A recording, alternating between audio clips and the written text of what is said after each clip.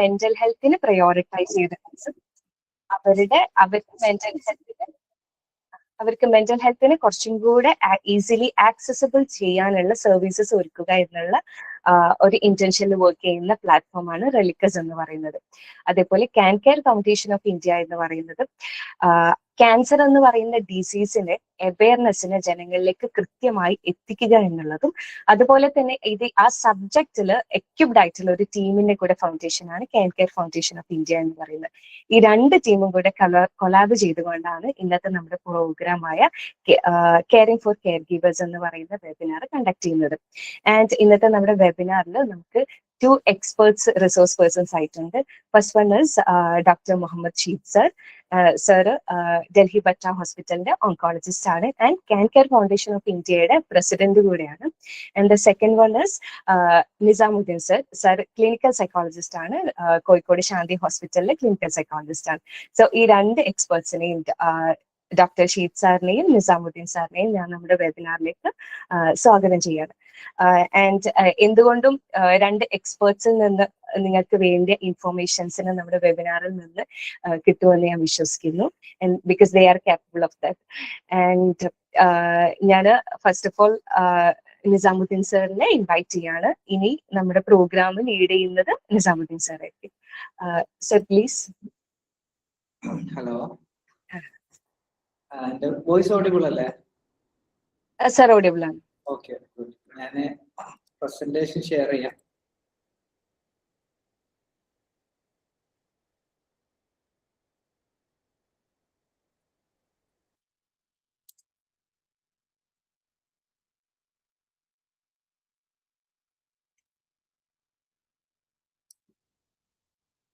Hi, അപ്പോ എല്ലാവർക്കും first welcome പറഞ്ഞ Shibina, thanks for the welcome.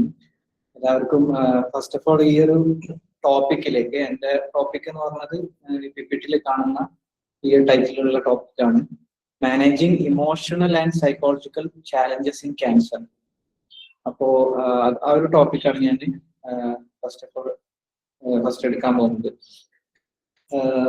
Cancer എന്ന് പറയുന്ന ഒരു ഡിസീസിന്റെ ഒരു കാര്യങ്ങളും എല്ലാ കാര്യങ്ങളും നിങ്ങൾക്ക് അവെയർ ആയിരിക്കുമെന്ന് വിചാരിക്കുന്നു, ഒരു ബാക്ക്ഗ്രൗണ്ട്.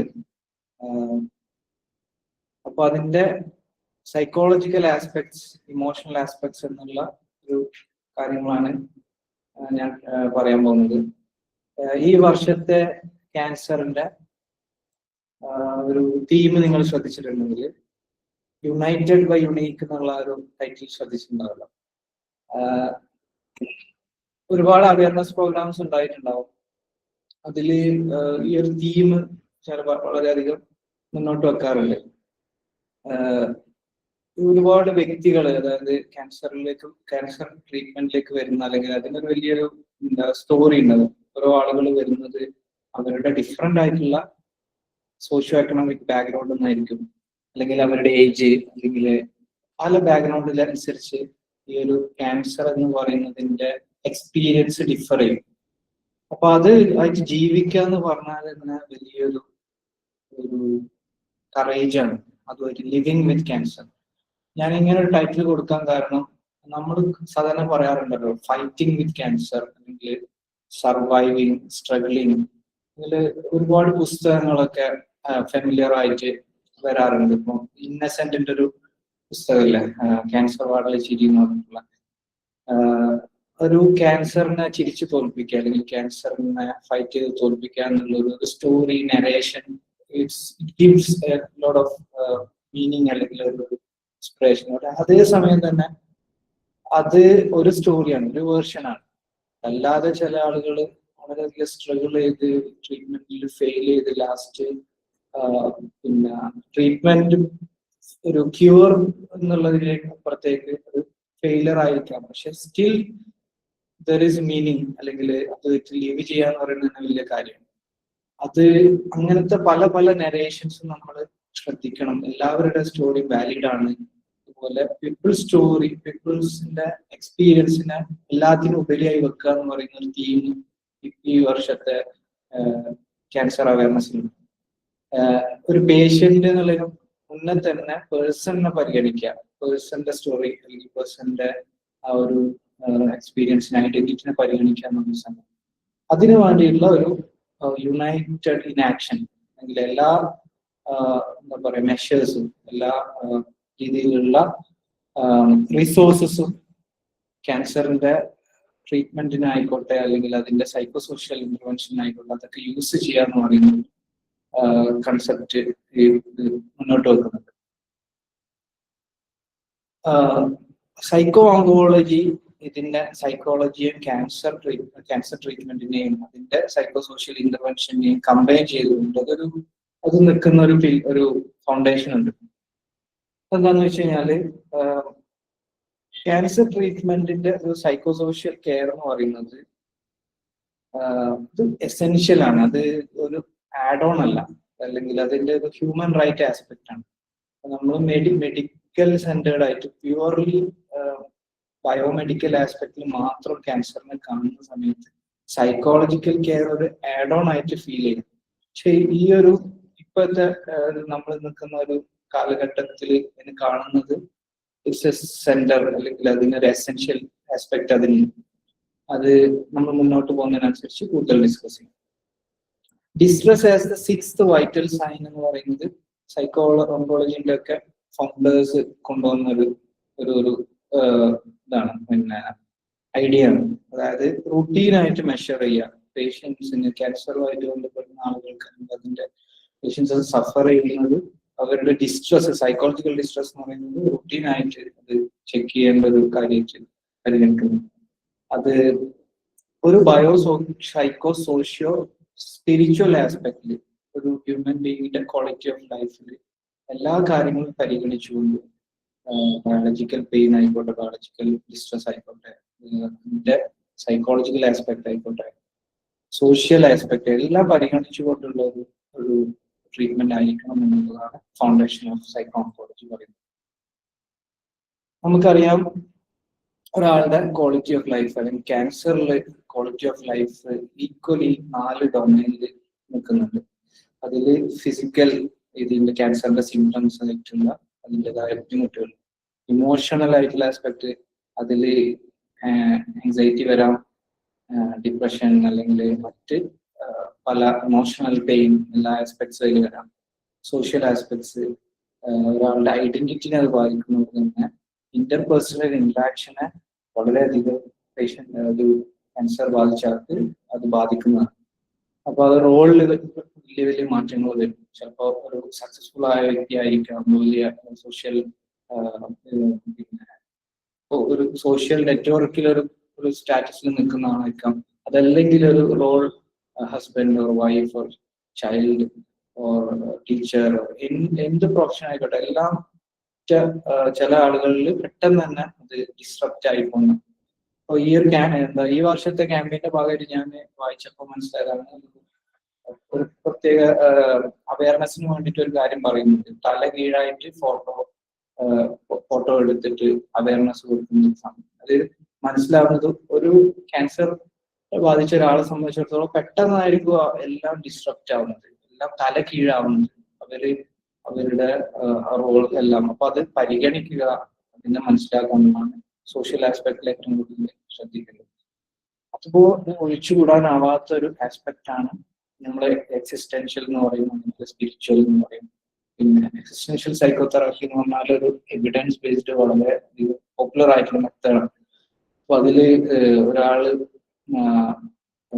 ക്രോണിക് ആയിട്ടുള്ള ഒരു അവസ്ഥയിൽ ക്യാൻസറിൽ especially other chronic or terminal ആസ്പെക്റ്റിലൊക്കെ അവരുടെ ലൈഫിനെ കോറിലേക്ക് പലരും എത്തുകയോ അതിനെപ്പറ്റി ചിന്തിക്കുക, ഡെത്തിനെ കുറിച്ച് ചിന്തിക്കുക. അപ്പൊ അത് ഇറ്റ്സ് നോട്ട് സംതിങ് എന്താ പറയാ ചിന്തിക്കാതിരിക്കേണ്ടതല്ല. അത് ഒരു ഹ്യൂമൻ ആസ്പെക്ട് ആണ്. എന്ത് മരണത്തെ കുറിച്ച് ചിന്തിക്കുക, മീനിങ്ങിനെ കുറിച്ച് ചിന്തിക്കുക, ഞാൻ ഇതുവരെ ജീവിച്ചത്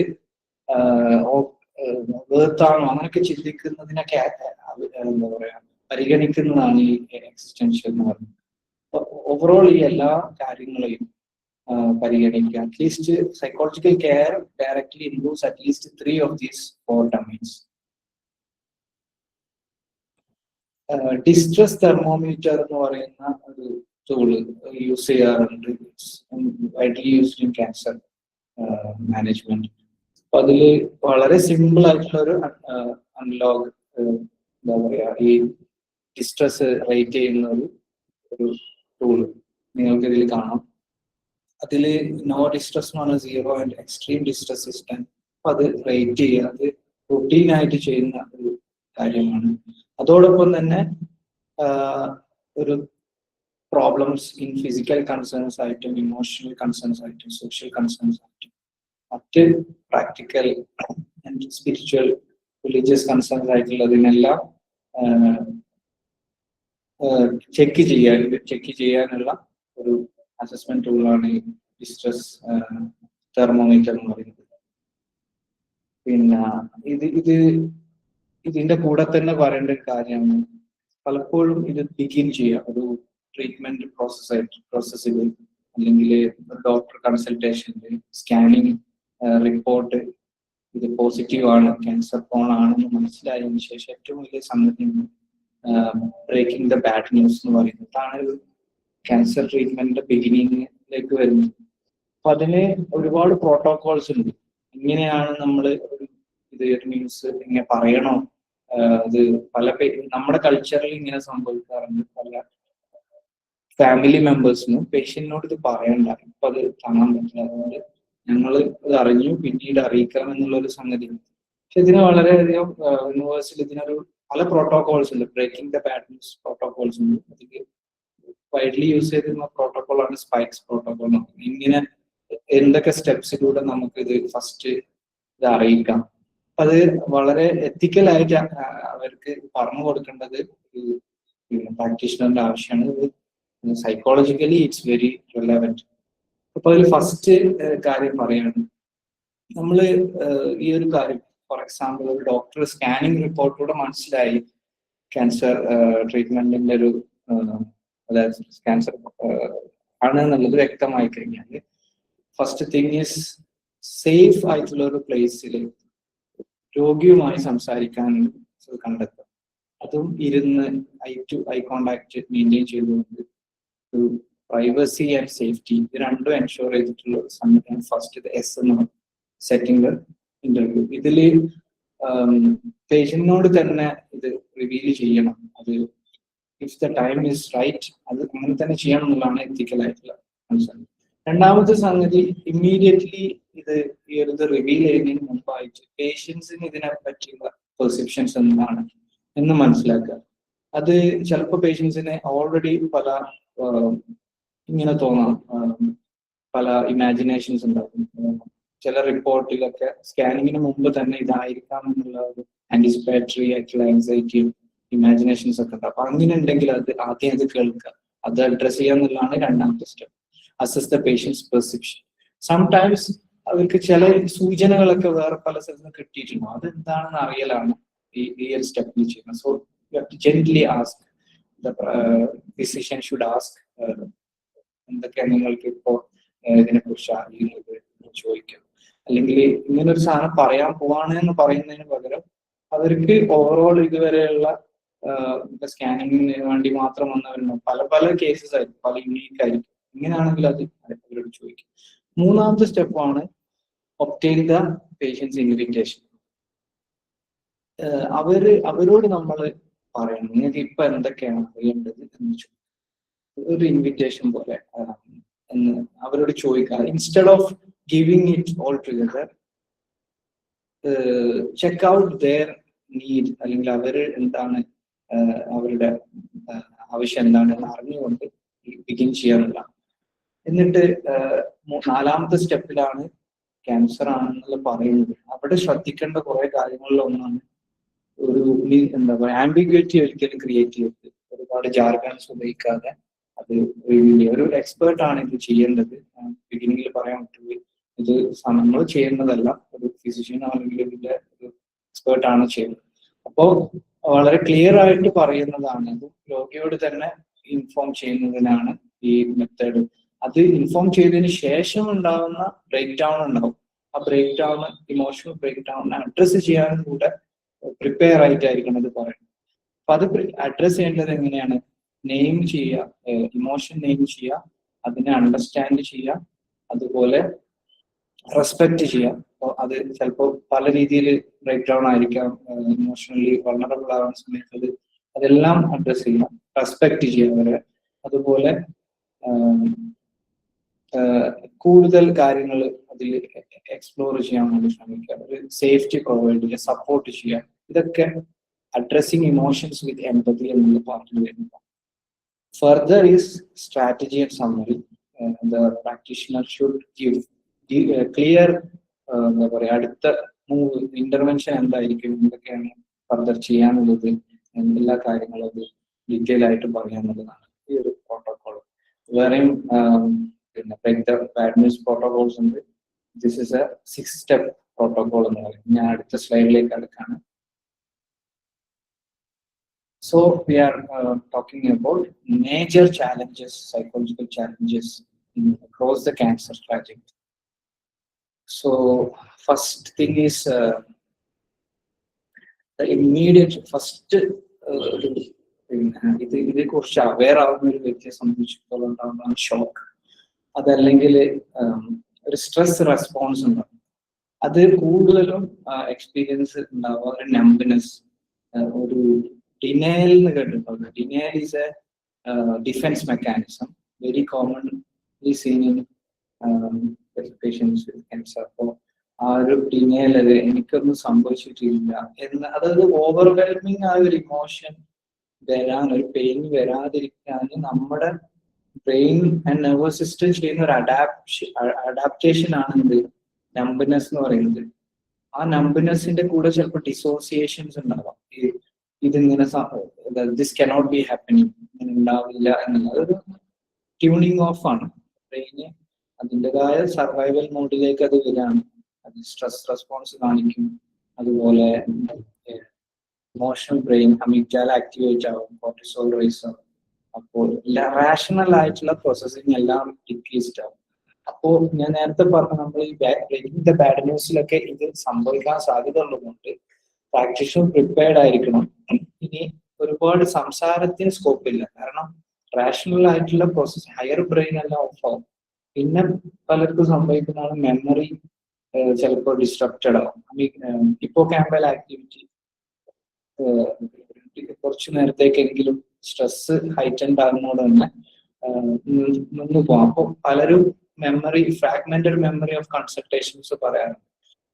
ഒന്നും പറഞ്ഞതൊന്നും ഓർമ്മയില്ല, ഞാൻ പിന്നെ അങ്ങോട്ട് എന്നോട് ഡോക്ടർ പലതും പറഞ്ഞു, എനിക്കൊന്നും ഓർമ്മയില്ല എന്ന് പറയാറുണ്ട്. അപ്പൊ അവിടുന്ന് തന്നെ ചിലപ്പോൾ പല ഡിസിഷൻ മേക്കിംഗ് അവർക്ക് ചെയ്യാൻ പറ്റില്ല, ഒരു കോഗ്നിറ്റീവ് ഫോഗ് സംഭവിക്കാം. ഇങ്ങനെ ഒരു പിന്നെ ഒരു ഷോക്ക് അല്ലെങ്കിൽ ഒരു അക്യൂട്ട് സ്ട്രെസ് റെസ്പോൺസ് ആണ് വെരി വെരി ഇമ്മീഡിയറ്റ് ആയിട്ട് കാണും. ഇതിനോട് അസോസിയേറ്റ് ചെയ്ത് നമുക്ക് പറയാം ഡിനയൽ എന്ന് പറയുന്ന ഡിഫെൻസ് മെക്കാനിസം. ഇറ്റ്സ് നോട്ട്, അതൊരു റോങ് അല്ല, അതൊരു അഡാപ്റ്റിംഗ് ആണ്. അവർക്ക് അവരുടെ എന്താ പറയുക സൈക്കോളജിക്കൽ സേഫ്റ്റിക്ക് വേണ്ടിയിട്ട് ബ്രെയിൻ സിസ്റ്റം ചെയ്യുന്ന ഒരു മെത്തേഡാണ്. ഇങ്ങനെ ഉണ്ടാവില്ല, അല്ലെങ്കിൽ റിപ്പോർട്ട് തെറ്റിയതായിരിക്കും എന്നുള്ളത്. അത് കുറച്ചുകൂടെ ലേറ്റസ്റ്റ് സ്റ്റേജിലും അങ്ങനെ കാണിക്കും. പിന്നെ ചില ആളുകൾക്ക് ഈ റിഗ്രഷൻ എന്ന് പറയുന്നൊരു അവസ്ഥ, അതിൽ ഇത് വളരെയധികം ഡെസ്പറേറ്റ് ആയിട്ട് കരയിലും അതൊക്കെ ഉണ്ടാവാം. ആൻഡ് ആ ഈ ഷോക്കിന്റെ ഒരു മോഡാണ് നംബ്നെസ് എന്ന് പറയുന്നത്. ആ സമയത്ത് കരച്ചിലോ അല്ലെങ്കിൽ അങ്ങനത്തെ സംഗതികളൊന്നും വരാൻ സാധ്യത. ബട്ട് സ്റ്റേ വിത്ത് എങ്ങനെയൊക്കെ ആണെങ്കിലും ഒരു പ്രാക്ടീഷണറോ അല്ല സൈക്കോളജിസ്റ്റോ ആരാണോ ഇത് ഹാൻഡിൽ ചെയ്യുന്നത് അവർ ഇതിന്റെ കൂടെ സ്റ്റേ ചെയ്യാന്നുള്ളതാണ് ഏറ്റവും ഇമ്പോർട്ടൻറ്റ്. നമ്മുടെ നെർവസ് സിസ്റ്റം നമുക്കറിയാലോ, പാരാസിമ്പതാറ്റിക് നെർവസ് സിസ്റ്റം, സിമ്പതാറ്റിക് നെർവസ് സിസ്റ്റം. പാരാസിമ്പതാറ്റിക് ആണ് നമ്മളെ കാമാക്കുന്നത്, സിമ്പതാറ്റിക് നമ്മുടെ fight or flight response create ചെയ്യും. ഈ പാരാസിമ്പതാറ്റിക്കിന്റെ തന്നെ ഒരു അൺസേഫ് മോഡാണ് നംബ്നെസ് എന്ന് പറയുന്നത്, അല്ലെങ്കിൽ അതിനെ ഇമ്മൊബിലൈസ്ഡ് മോഡ് എന്ന് പറയുന്നത്. ഈ ഒരു അവസ്ഥയിൽ പേഷ്യന്റ് അല്ലെങ്കിൽ ഈ ആള് വളരെയധികം ഇമ്മൊബിലൈസ്ഡ് ആയിരിക്കും, ഒന്നും ക്ഷീണിച്ച് ഒന്നും ചെയ്യാൻ കഴിയാതെ. അപ്പൊ ചെറിയൊരു ബോഡി മൂവ്മെന്റ് ഹെൽപ്ഫുൾ ആയിരിക്കാം. സോ ദാറ്റ്സ് വൈ ഇമോഷണൽ നംബ്നെസ് അല്ലെങ്കിൽ ഫിസിക്കലി വളരെ വീക്കാകുന്ന ഘട്ടത്തിൽ അത് മനസ്സിലാക്കിയിട്ട് വേറെ ഒരു കോൺവെർസേഷൻ, ഒരുപാട് ഉപദേശങ്ങൾ ടോക്ക് ഒന്നും കൊടുക്കാതിരിക്കുക ഇങ്ങനത്തെ ഒരു ഘട്ടത്തിൽ. ഐ തിങ്ക് ഇതിനെ മനസ്സിലാക്കേണ്ടത് അങ്ങനെയാണ്. അത് ഒരു ബോഡിലി റെസ്പോൺസ് ആണ്. അതിൽ കുറച്ച് മൊബിലൈസ്ഡ് ആയി കഴിഞ്ഞാൽ ക്രമേണ ചെറിയൊരു ഇമ്പ്രൂവ്മെന്റ് ഉണ്ടാവും. അതിന്റെ നേരെ ഓപ്പോസിറ്റ് ആണ് ഞാൻ അടുത്തത് പറയാൻ പോകുന്നത്, ആങ്സൈറ്റി ആൻഡ് ആന്റിസിപ്പേറ്ററി ഫിയർ. ഇത് ഹൈപ്പർ അറോസ്ഡ് ആണ്, അല്ലെങ്കിൽ ഫൈറ്റ് ഓർ ഫ്ലൈറ്റ് മെക്കാനിസം ആണ്, അല്ലെങ്കിൽ ഒരു പല രീതിയിലുള്ള ആങ്സൈറ്റി. നമ്മൾ ആങ്സൈറ്റി എന്ന് പറഞ്ഞു കഴിഞ്ഞാൽ ട്രോമ ഇൻഫോംഡ് ലെൻസിൽ മനസ്സിലാക്കുക എപ്പോഴും ഹൈപ്പർ അറോസ്ഡ് സ്റ്റേറ്റ് അല്ലെങ്കിൽ മൊബിലൈസ്ഡ് സ്റ്റേറ്റ്. അപ്പോൾ അതൊരു സിമ്പതാറ്റിക് നെർവസ് സിസ്റ്റം ആക്ടിവിറ്റി ആണ്. അതുകൊണ്ട് തന്നെ ഏതെങ്കിലും അർത്ഥത്തിലുള്ള റിലാക്സേഷനോ പാരാസിമ്പതറ്റിക് ആക്ടിവേറ്റ് ചെയ്യുന്ന ഏതെങ്കിലും ഒരു അർത്ഥത്തിലുള്ള സൂത്തിങ്ങോ കാമിങ്ങോ ഒക്കെ ആണ് ഇതിന് ഹെൽപ്ഫുൾ ആവും. ആങ്സൈറ്റി കോമൺ ആയിട്ട് ക്യാൻസർ ഉള്ള വ്യക്തിയിലോ അല്ലെങ്കിൽ ക്യാൻസറിന്റെ ട്രീറ്റ്മെന്റിന്റെ ബിഗിനിങ് അല്ലെങ്കിൽ അതിനെ പറ്റിയുള്ള ന്യൂസിന്റെ ഒരു തുടക്കത്തിലോ ഒക്കെ ഉണ്ടാവുക എന്താണ് ആന്റിസിപ്പേറ്ററി ഫിയർ. അല്ലെങ്കിൽ അത് രണ്ട് രീതിയിൽ അതിനെ നമുക്ക് കാണാം. ഒന്ന് ട്രീറ്റ്മെന്റ് റിലേറ്റഡ് ആയിട്ട്, ഇനി ഉണ്ടാവും ഒന്ന് ട്രീറ്റ്മെന്റ് എത്രത്തോളം ഡിഫിക്കൽട്ട് ആയിരിക്കും അതിനെക്കുറിച്ച് ആലോചിച്ചിട്ടുള്ള ഫിയർ. അത് പല കാര്യം, ചിലപ്പോൾ അതിനെ പറ്റിയുള്ള മിത്തുകളോ അല്ലെങ്കിൽ വേറെ ആളുകളുടെ അടുത്ത് കേട്ട കാര്യങ്ങൾ ഉണ്ടാവാം. സോ ഇതൊക്കെ അതിൽ പെടും. പിന്നെ ഹെൽത്ത് ആങ്സൈറ്റിയാണ്. ചെറിയ തലവേദനയോ അല്ലെങ്കിൽ ബോഡി സെൻസേഷൻസിനൊക്കെ ഹൈപ്പർ വിജിലന്റ് ആവാം. അത് ഒരു കാറ്റാസ്ട്രോഫിക് ഇന്റർപ്രിട്ടേഷൻ കൊടുക്കുക. വലിയ തലവേദന ഉണ്ടാകുന്നുണ്ടെങ്കിൽ ഇനി എനിക്ക് അധികം ആയുസില്ല, അല്ലെങ്കിൽ മരിക്കാൻ പോകണം, ഇങ്ങനെയൊക്കെ ഒരു സെൻസേഷൻ ബേസ് ചെയ്തുകൊണ്ട് ഇന്നുണ്ടാവുന്ന കോഗ്നിഷൻ. പിന്നെ ചില ആളുകൾക്ക് സ്കാനിങ് എന്നത് വലിയൊരു ആങ്ഷ്യസ് ആയൊരു, കാരണം ഒരു എക്സ്പീരിയൻസ് മാത്രം മതി, പിന്നീട് സ്കാനിങ് എല്ലാം ഭയങ്കര ഫിയർഫുൾ ആയിരിക്കും. ഇതിനെ സ്കാൻസൈറ്റി എന്നും പറയും. സ്കാനിങ്ങിന് പ്രത്യേകമായിട്ടുള്ള ആങ്സൈറ്റി വരുന്ന സമയത്ത് അത് ആ രീതിയിൽ പ്രിപ്പയർഡ് ആക്കേണ്ടത് ആവശ്യമുണ്ട്. പിന്നെ ഇപ്പൊ ചില ആളുകൾ ഇങ്ങനെ പറയും, ഞാൻ ഭയങ്കര ഓക്കെ ആയിരുന്നു, പക്ഷെ ഒരു സർവൈവർ പോലും ഇങ്ങനെ പറയാറുണ്ട്, ക്യാൻസർ എല്ലാം കഴിഞ്ഞ് പിന്നീട് എപ്പോഴെങ്കിലും സ്കാനിങ്, ഒരു ഫോളോ അപ്പ് സ്കാനിങ് ഉണ്ടാകുമ്പോൾ ഞാൻ ഇത്രയും കുറെ മാസങ്ങളായിട്ട് ഓക്കെ ആയിരുന്നു, പക്ഷെ സ്കാന് പറഞ്ഞ സമയത്ത് ഒരാഴ്ച മുമ്പ് എനിക്ക് പിന്നെ ഒന്നും കഴിയുന്നില്ല, എനിക്ക് ഒന്നും പറ്റുന്നില്ല, അങ്ങനെ ഒരു സംഗതി പറയാം. അതെന്താണ് അതിന്റെ ഒരു ബാക്ക്ഗ്രൗണ്ട് എന്ന് പറഞ്ഞാൽ പ്രഡിക്റ്റബിലിറ്റി, ലൈഫിന്റെ ഒരു പ്രഡിക്റ്റബിലിറ്റി ലോസ് ആയി പോവാണ്. അയാൾക്ക് അയാളുടെ ലൈഫിൽ കുറെ കൂടെ വന്നിട്ടുണ്ടായിരുന്ന ഒരു കൺട്രോൾ നഷ്ടപ്പെടുന്നു. അതുപോലെ തന്നെ മോർട്ടാലിറ്റി, മരണത്തെ കുറിച്ചുള്ള ഒരു എന്താ പറയാ, ഒരു ട്രിഗർ ആയിട്ട് മാറണം. അതിനെപ്പറ്റിയുള്ള ചിന്തയിലേക്ക് ഈ സ്കാനിങ് പ്രോസസ്സ് അല്ലെങ്കിൽ അതിനെപ്പറ്റിയുള്ളത് വരികയാണ്. Next is existential despair and depression. നമ്മൾ മനസ്സിലാക്കേണ്ടത് ഇപ്പം എക്സിസ്റ്റൻഷ്യൽ തെറാപ്പിയിലോ അല്ലെങ്കിൽ മീനിങ് സെന്റേർഡ് തെറാപ്പിയിലൊക്കെ പറയുന്നത് ഈ ഇതിന്റെ ക്യാൻസറുമായി ബന്ധപ്പെട്ടുള്ള സാഡ്നെസ് പലതും വളരെയധികം ഹ്യൂമൻ ആണത്. ഡിപ്രഷൻ ആയിരിക്കില്ല. എന്നാൽ most cases clinical depression cancer വിട്ടുപോകാറുണ്ട്, അൺഡയഗ്നോസ്ഡ് ആയി പോകാറുണ്ട്. അപ്പോൾ പല കാരണങ്ങൾ, ക്യാൻസറിലെ ട്രീറ്റ്മെന്റിന്റെ ആ ഒരു ഫേസിൽ തന്നെ ഉള്ള പല കാരണങ്ങളാണ് ഡിപ്രഷനിലേക്ക് നയിക്കുന്നത്.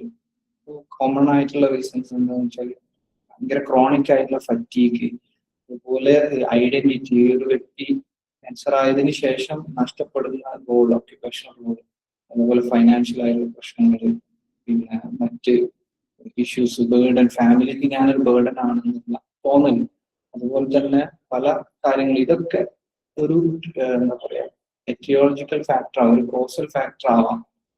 പിന്നെ ഈ ഞാൻ എൻ്റെ ഫാമിലിയെ അവരെ എന്താ പറയാ പൈസ ഞാൻ തീർക്കാണ്, അവർക്ക് ഞാനൊരു ബാധ്യതയാണെന്ന് പല ആളുകൾ ചിന്തിക്കാറുണ്ട്. അത് ഒരു ബേർഡൻസം, അവർക്കൊരു ബേർഡനായി മാറും. അതുപോലെ തന്നെ സൂയിസൈഡ് ചെയ്ത് കഴിഞ്ഞാൽ എല്ലാം ഓക്കെ ആവും എന്നുള്ള വളരെ എന്താ പറയാ ഈ ഒരു ഡിപ്രഷന്റെ ഫേസിൽ വെർത്ത്ലെസ്നെസ്, ഹോപ്പ്ലെസ്നെസ്, അതുപോലെ എല്ലാവരുടെ സൂയിസൈഡൽ ഐഡിയേഷൻ വളരെ കോമൺ ആണ്. അപ്പോൾ അതിനേക്കുള്ള കോൺവേഴ്സേഷനിൽ ഏറ്റവും കൂടുതൽ സൈക്കോളജിസ്റ്റുമാർക്ക് അതിൽ വലിയ റോളുണ്ട്. സൈക്കോളജി കെയർ ഭയങ്കര ഒരു റോളാണ്. അടുത്തതിലേക്ക് കടക്കാണ്. പിന്നെ ഫിയർ ഓഫ് റിക്കറൻസ് വളരെ കോമൺ ആണ്. ഈ ഒരു ട്രീറ്റ്മെന്റ് പ്രോസസ്സ് കംപ്ലീറ്റ് ആയാൽ പോലും സർവൈവർ ആയ ആളുകൾക്ക് പല ബോഡിലി സെൻസേഷൻ പിന്നെയും ട്രിഗർ ചെയ്യാം.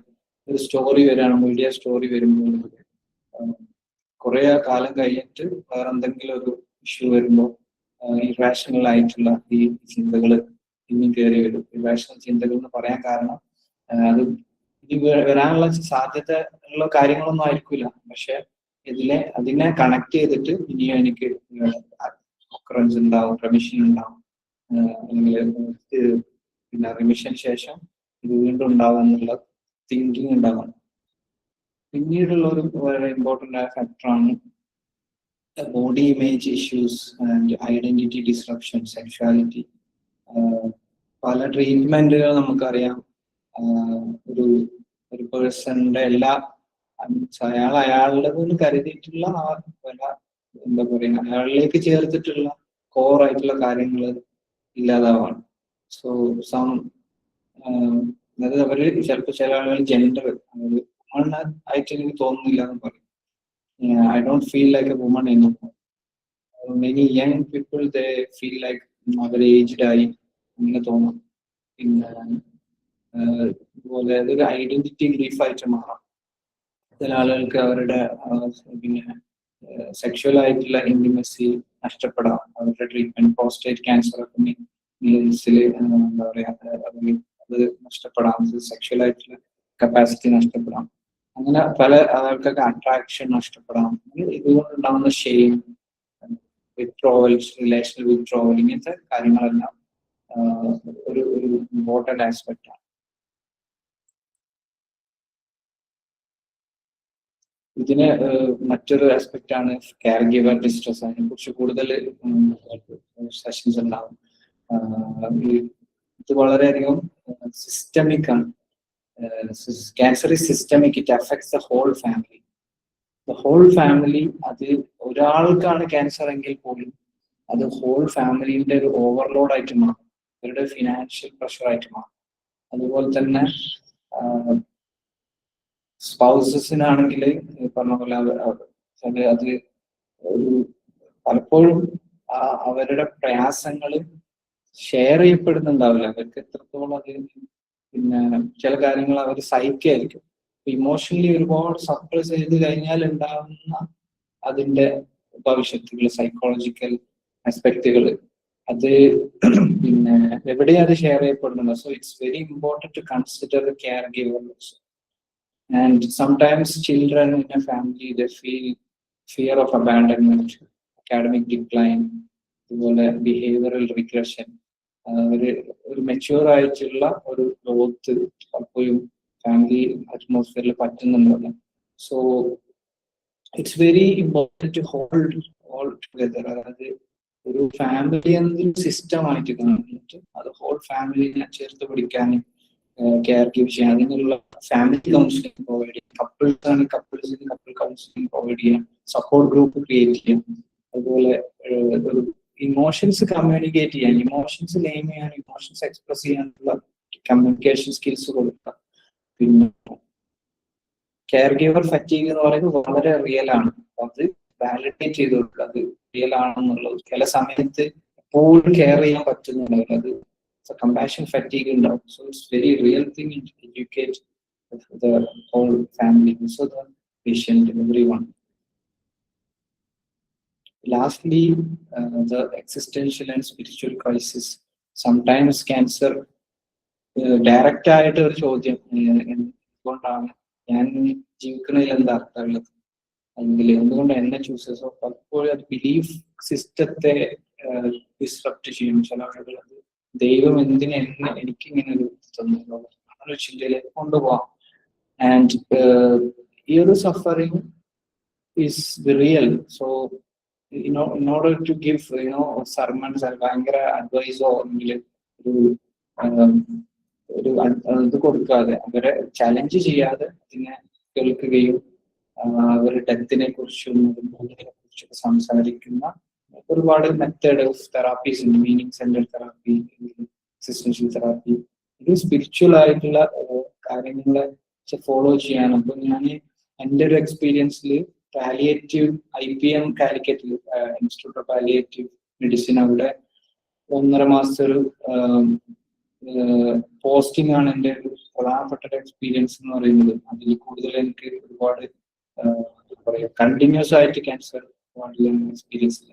അപ്പൊ ആ സമയത്ത് കണ്ടിട്ടുള്ള കുറെ ആളുകൾ അവര് 4th സ്റ്റേജ് ക്യാൻസറിലുള്ള ആളുകളാണ്. അതുപോലെ ടെർമിനലിൽ അവർക്ക് വേറൊരു പ്രതീക്ഷ നിൽക്കുകയാണ് ഇതിന്റെ കാര്യങ്ങളൊക്കെ. അപ്പോൾ ആ ഒരു സന്ദർഭത്തിൽ സ്പിരിച്വൽ ആയിട്ടുള്ള പ്രാക്ടീസസ് അവർക്ക് ഒരുപാട് ഹോപ്പ് കൊടുത്തിട്ടുണ്ട്. അതുപോലെ സപ്പോർട്ടീവ് കൗൺസിലിംഗ് കൊടുക്കുന്ന സമയത്ത് കോൺവെർസേഷൻ മുന്നോട്ട് പോകുന്ന സമയത്ത് അവര് ഒരുപാട് എന്താ പറയുക റൂട്ടഡ് ആയിട്ടുണ്ട്, പ്രിപ്പയർഡ് ആണ്, അവർക്ക് എല്ലാത്തിനെ കുറിച്ചുള്ള ഒരു മീനിങ് ഇങ്ങനെ ഇൻഡിവിജ്വലി വന്നിട്ടുണ്ട്. So it's there are some cases I saw like that. അപ്പൊ അത് എന്ന് പറഞ്ഞാൽ അത് അവരുടെ ഫാമിലി ആണെങ്കിലും അങ്ങനത്തെ കാര്യങ്ങൾ സംസാരിക്കാൻ, ഡെത്തിനെ കുറിച്ച് ഓപ്പണായി സംസാരിക്കാൻ അങ്ങനത്തെ ഒരു സ്പേസ് ക്രിയേറ്റ് ചെയ്തെന്നില്ല. ഈവൻ എന്റെ റോള് അവരുടെ സപ്പോർട്ടീവ് കൗൺസിൽ പ്രൊവൈഡ് ചെയ്യുന്നുണ്ട്. So whatever they bring in the conversation, even talking about death എന്ന് പറയുന്നത് നമ്മൾ അവോയ്ഡ് ചെയ്യേണ്ടതില്ല. അത് കോൺവെർസേഷൻ കൊണ്ടുവരാന്നുള്ളതാണ് ഈ ഒരു മെത്തേഡ്. എല്ലാവർക്കും നമ്മളായിട്ട് അത് കൊണ്ടുവരുന്നില്ല, പേഷ്യന്റിനെ അത് കൊണ്ടുവരാൻ നമ്മൾ ഫെസിലിറ്റേഷൻ കൊടുക്കുക എന്നുള്ളതാണ്. Another okay, so we are moving to the interventions, psychological interventions. ഈ ഒരു പാർട്ട് കഴിഞ്ഞതിന് ശേഷം നമുക്ക് ക്വസ്റ്റ്യൻസ് ഉണ്ടെങ്കിൽ അത് ഡിസ്കസ് ചെയ്യാം. ഫർദർ എന്തെങ്കിലും വിട്ടുപോയിട്ടുണ്ടെങ്കിൽ അത് പറയാം. ഇങ്ങനെ കുറച്ച് ഫസ്റ്റ് സ്പേസിൽ പോകുന്നത് കുറെ കാര്യങ്ങൾ കംപ്ലീറ്റ് ചെയ്യാൻ വേണ്ടിയിട്ടാണ്. So evidence based practices proper ആയിട്ട് കൊടുക്കുക എന്നുള്ളതാണ് ഒരു മെന്റൽ ഹെൽത്ത് പ്രാക്ടീഷണറിന്റെ റോള്. അതുപോലെ തന്നെ അത് പ്രോപ്പറായിട്ട് എന്തൊക്കെയാണ് ഇതിലൂടെ ചെയ്യുന്നത് എന്നുള്ളത് നമുക്കൊന്ന് ബ്രീഫായിട്ട് നോക്കാം. ഏറ്റവും കൂടുതൽ നമ്മൾ ചെയ്യുന്നത് supportive expressive therapy. Supportive therapy ഒരു ഇമോഷൻസിനെ യാതൊരു ഗിൽട്ടും ഇല്ലാതെ ഇമോഷൻസിനെ അത് വെന്റിലേറ്റ് ചെയ്യാൻ, അത് നെയിം ചെയ്യാൻ, അത് എക്സ്പ്രസ് ചെയ്യാനുള്ള സ്പേസ് കൊടുക്കുക. അതിലൂടെ ഒരു ഞാനിക്കാരും ഇല്ല എന്നുള്ള തോന്നൽ ഇല്ലാതാക്കി. അതുപോലെ തന്നെ സോഷ്യൽ ബോണ്ട് ക്രിയേറ്റ് ചെയ്യാൻ. And you can do it with ഒറ്റക്കായിട്ട് ചെയ്യാം, ഫാമിലി ആയിട്ട് ഒരുമിച്ച് ചെയ്യാം. Mostly it is done individually. Another is cognitive behaviour therapy. Target ചെയ്യുന്നത് സൈക്കോളജിക്കലായി ഡിസ്ട്രെസ്, പല എന്താ പറയാ തോട്ട് പാറ്റേണുകൾ ഉണ്ടാവും, നെഗറ്റീവ് ആയിട്ടുള്ള രീതിയിലുള്ള ചിന്തകൾ, എനിക്ക് ഒന്നിനും കഴിയില്ല എന്നുള്ള തോന്നൽ, എന്താ പറയാ ഹെൽപ്ലെസ്നെസ്. അപ്പോൾ ഇങ്ങനത്തെ കാര്യങ്ങളൊക്കെ ചേഞ്ച് ചെയ്തിട്ട് അതിനെ ബെറ്റർ ആക്കി കൊടുക്കുക എന്നുള്ളതാണ് CBT ചെയ്യുന്നത്. Meaning centred psychotherapy it has a foundation in Viktor Frankl's existential approach. അതിനുശേഷം വന്നത് ഇപ്പോ ഇർവിംഗ് ഡി അലോങ്, അതുപോലെ ഇപ്പോ കറന്റിൽ ഒരുപാട് ആളുകളുണ്ട്. അവരൊക്കെ സഫറിങ്, മീനിങ്, ഡെത്ത്, അതുപോലെ ഫ്രീഡം, ഇങ്ങനത്തെ കുറെ കാര്യങ്ങളെ കുറിച്ചുള്ള അതാണ് ഏറ്റവും കൂടുതൽ ഡിസ്കഷനിൽ കൊണ്ടുവരുന്നത്. അപ്പൊ അതിനൊരു പ്രോട്ടോകോൾ ഉണ്ട്. അപ്പോൾ മീനിങ് സെന്റേർഡ് സൈക്കോതെറാപ്പി മോസ്റ്റ്ലി ഈ ക്യാൻസർ സൈക്കോങ്കോളജിയിൽ തന്നെയാണ് ഏറ്റവും കൂടുതൽ നടക്കുന്നത്. ആൻഡ് അത് മീനിങ് എന്നതിനെ കൊണ്ടുവരാണ്. എത്ര സഫറിങ് ഉണ്ടെങ്കിലും അതിനൊരു അർത്ഥമുണ്ട്. അപ്പോൾ ആ അർത്ഥത്തെ കൊണ്ടുവരിക എന്നുള്ളതാണ്. അത് അർത്ഥത്തെ കുറിച്ച് സംസാരിക്കാം. അതുപോലെ ഒരു വ്യക്തിക്കുള്ള അവരുടെ ചോയ്സ്, എത്ര ഒന്നും ചോയ്സസ് ഇല്ല എന്നുള്ള അവസ്ഥയിലാണെങ്കിൽ പോലും അവിടെ ചോയ്സസ് ഉണ്ട് എന്നുള്ള കുറച്ച് കുഞ്ഞു കുഞ്ഞു കാര്യങ്ങളെ അപ്രീഷിയേറ്റ് ചെയ്യാനോ ആ ഒരു സന്ദർഭത്തിൽ എന്താണോ അത് കൊടുക്കുക എന്നുള്ളതാണ്. അതുപോലെ മറ്റൊരു അപ്രോച്ചാണ് mindfulness approach. Mindfulness approach stress കുറയ്ക്കാനും അതുപോലെ കൂടുതൽ ഈ സ്ട്രെസ്, ആങ്സൈറ്റി, ഡിപ്രഷൻ ഇതിനൊക്കെ ഒരു ബാലൻസ്ഡ് ആയിട്ട് കുറച്ചുകൂടി ടോളറേറ്റ് ചെയ്യാനുള്ള ഒരു മെത്തേഡായിട്ട് യൂസ് ചെയ്യാറുണ്ട്. Another one is group therapy. Group therapy ഒരു സപ്പോർട്ട് ഗ്രൂപ്പ് അല്ലെങ്കിൽ ഒരു ഫാമിലി ഗ്രൂപ്പ്, ഇതിനെ എല്ലാവരും ഒരുമിച്ചുള്ള ഒരു മെത്തേഡായിട്ട്. And it create a lot of bonding, social bonding, ഒരു ഷെയർഡ് ആയിട്ടുള്ള ഒരു റെസിലിയൻസിനെ ഹെൽപ്പ് ചെയ്യും. അതുപോലെ തന്നെ കോപ്പിംഗ് സ്ട്രാറ്റജീസ്, മറ്റ് ഓരോരുത്തരും, മറ്റ് പേഷ്യൻസോ അല്ലെങ്കിൽ മറ്റ് ഫാമിലീസോ അവരുടെ മെത്തേഡുകൾ ഓരോരുത്തർക്കും കാണാനും അറിയാനും മോഡലിംഗ് അവിടെ പോസിബിൾ ആകുന്നതാണ്. അപ്പൊ അതിന്റെ മെത്തേഡുകൾ യൂസ് ചെയ്യാം, തെറാപ്പി മെത്തേഡ്സ് യൂസ് ചെയ്യാം. CBT സ്പെസിഫിക് ആയിട്ട് ചെയ്യുന്ന പിന്നെ ഈ പേഷ്യൻസിൽ ഉണ്ടാവാൻ സാധ്യതയുള്ള തിങ്കിങ് പാറ്റേൺസ് ആണ് ഇതിൽ കൊടുത്തിട്ടുള്ളത്. പിന്നെ വളരെയധികം ഓവർ ജനറലൈസ് ചെയ്യാം, ഹോപ്പ്ലെസ് ആണ് അങ്ങനത്തെ ഒരു ഇതാണ്. പിന്നെ ഈ ഒരു ഓവർ ജനറലൈസ് ചെയ്യാം, മാഗ്നിഫിക്കേഷൻ ചെയ്യാം. ഒരു ഐഡിയനെ വളരെയധികം ഇത് ഈ ക്യാൻസർ എന്ന് പറയുന്നത് എൻ്റെ ജീവിതത്തെ മുഴുവനായി തകർത്തു എന്ന് ബിലീവ് ചെയ്യാം. ഏതുതരം ബിലീഫുകളെ അഡ്രസ് ചെയ്യുന്നതാണ് CBT ചെയ്യുന്നത്. ചില ആളുകൾക്ക് ഓൾ ഓർ നത്തിങ് തിങ്കിങ്, ഇനിയൊന്നും നടക്കില്ല എന്നുള്ള തിങ്കിങ് ഉണ്ടാവും. അതുപോലെ nothing can be done to help me, so അതിനെ അഡ്രസ് ചെയ്യുക. Negative predictions,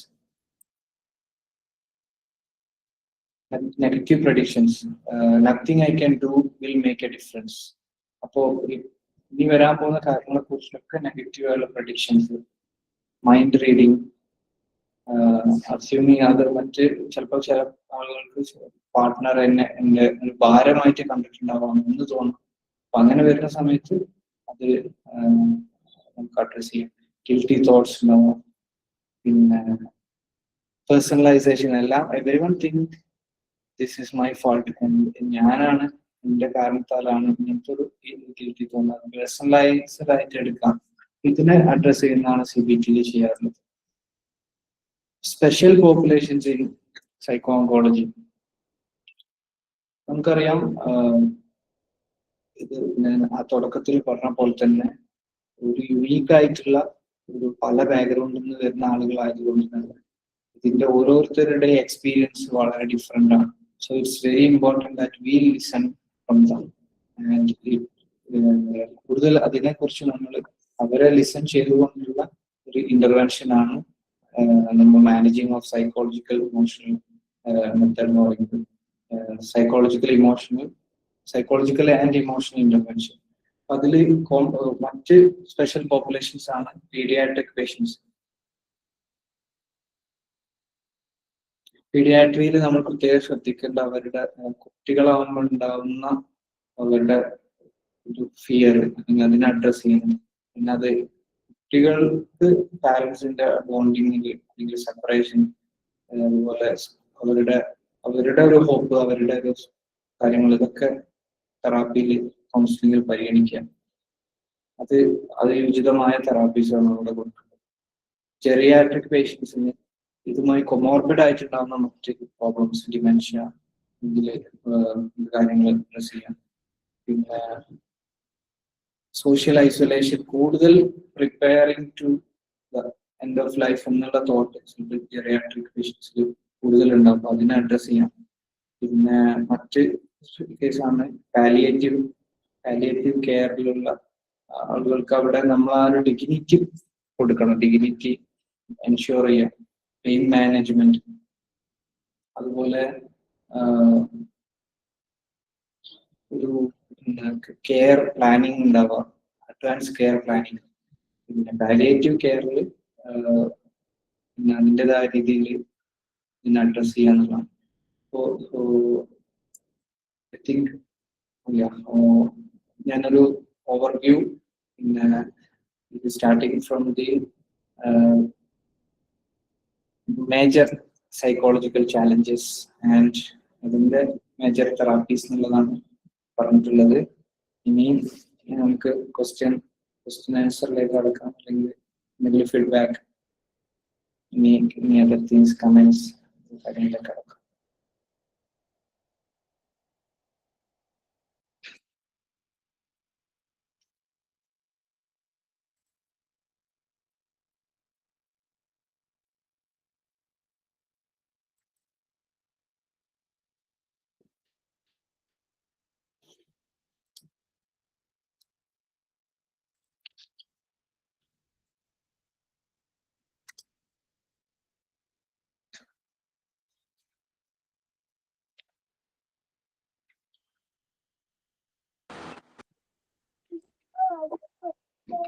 hello sir. Yes. എന്റെ പേര് ലവ്യ എന്നാണ്. സൈക്കോളജിയാണ് പ്രൊഫഷൻ. ഞാൻ ചോദിക്കാൻ ഉദ്ദേശിക്കുന്നത് എന്താന്ന് വെച്ചാൽ, ഈ കെയർ ഗീവേഴ്സിന്റെ ഈ ബേൺ ഔട്ട് കാരണം പലരിലും എക്സ്ട്രീം ആങ്കർ, ഫിസിക്കലി എക്സ്പ്രസീവ് ആയിട്ട് കാണുന്നുണ്ട്. പക്ഷെ അത് ഇമോഷണലി അവര് ഭയങ്കരമായിട്ട് സ്ട്രെസ്സും കാര്യങ്ങളും ഒക്കെ എടുക്കുന്നതുകൊണ്ടാണ്.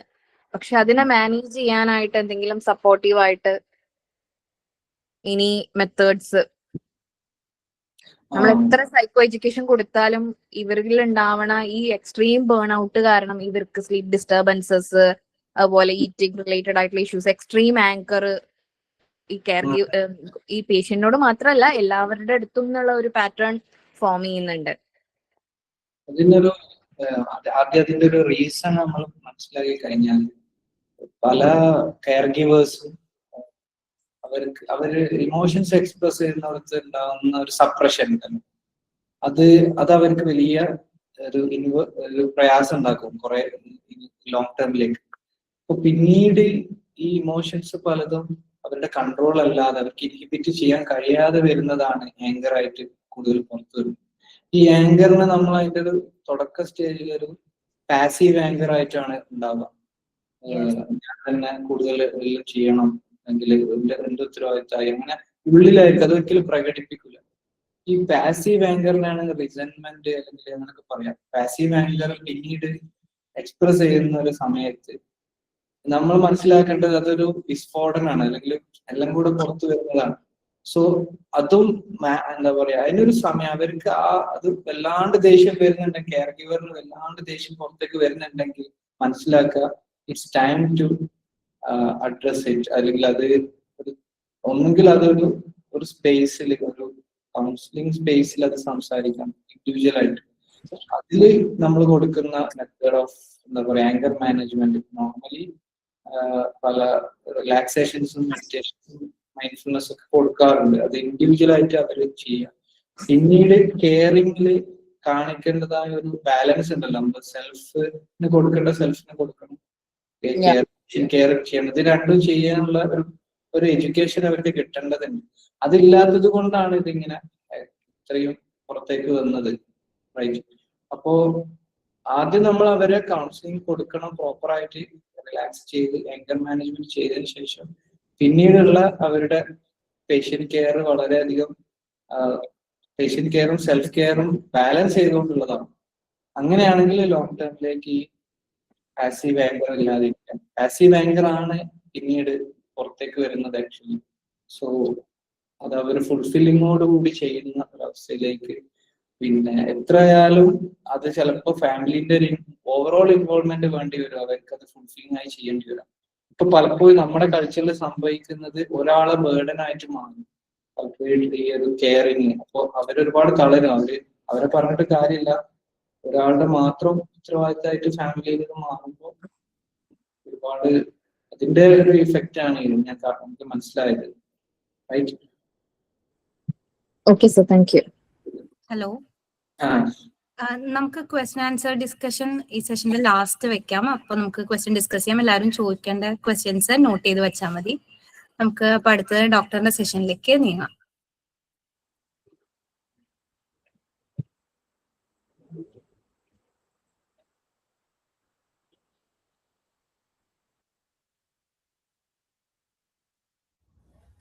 Hello everyone.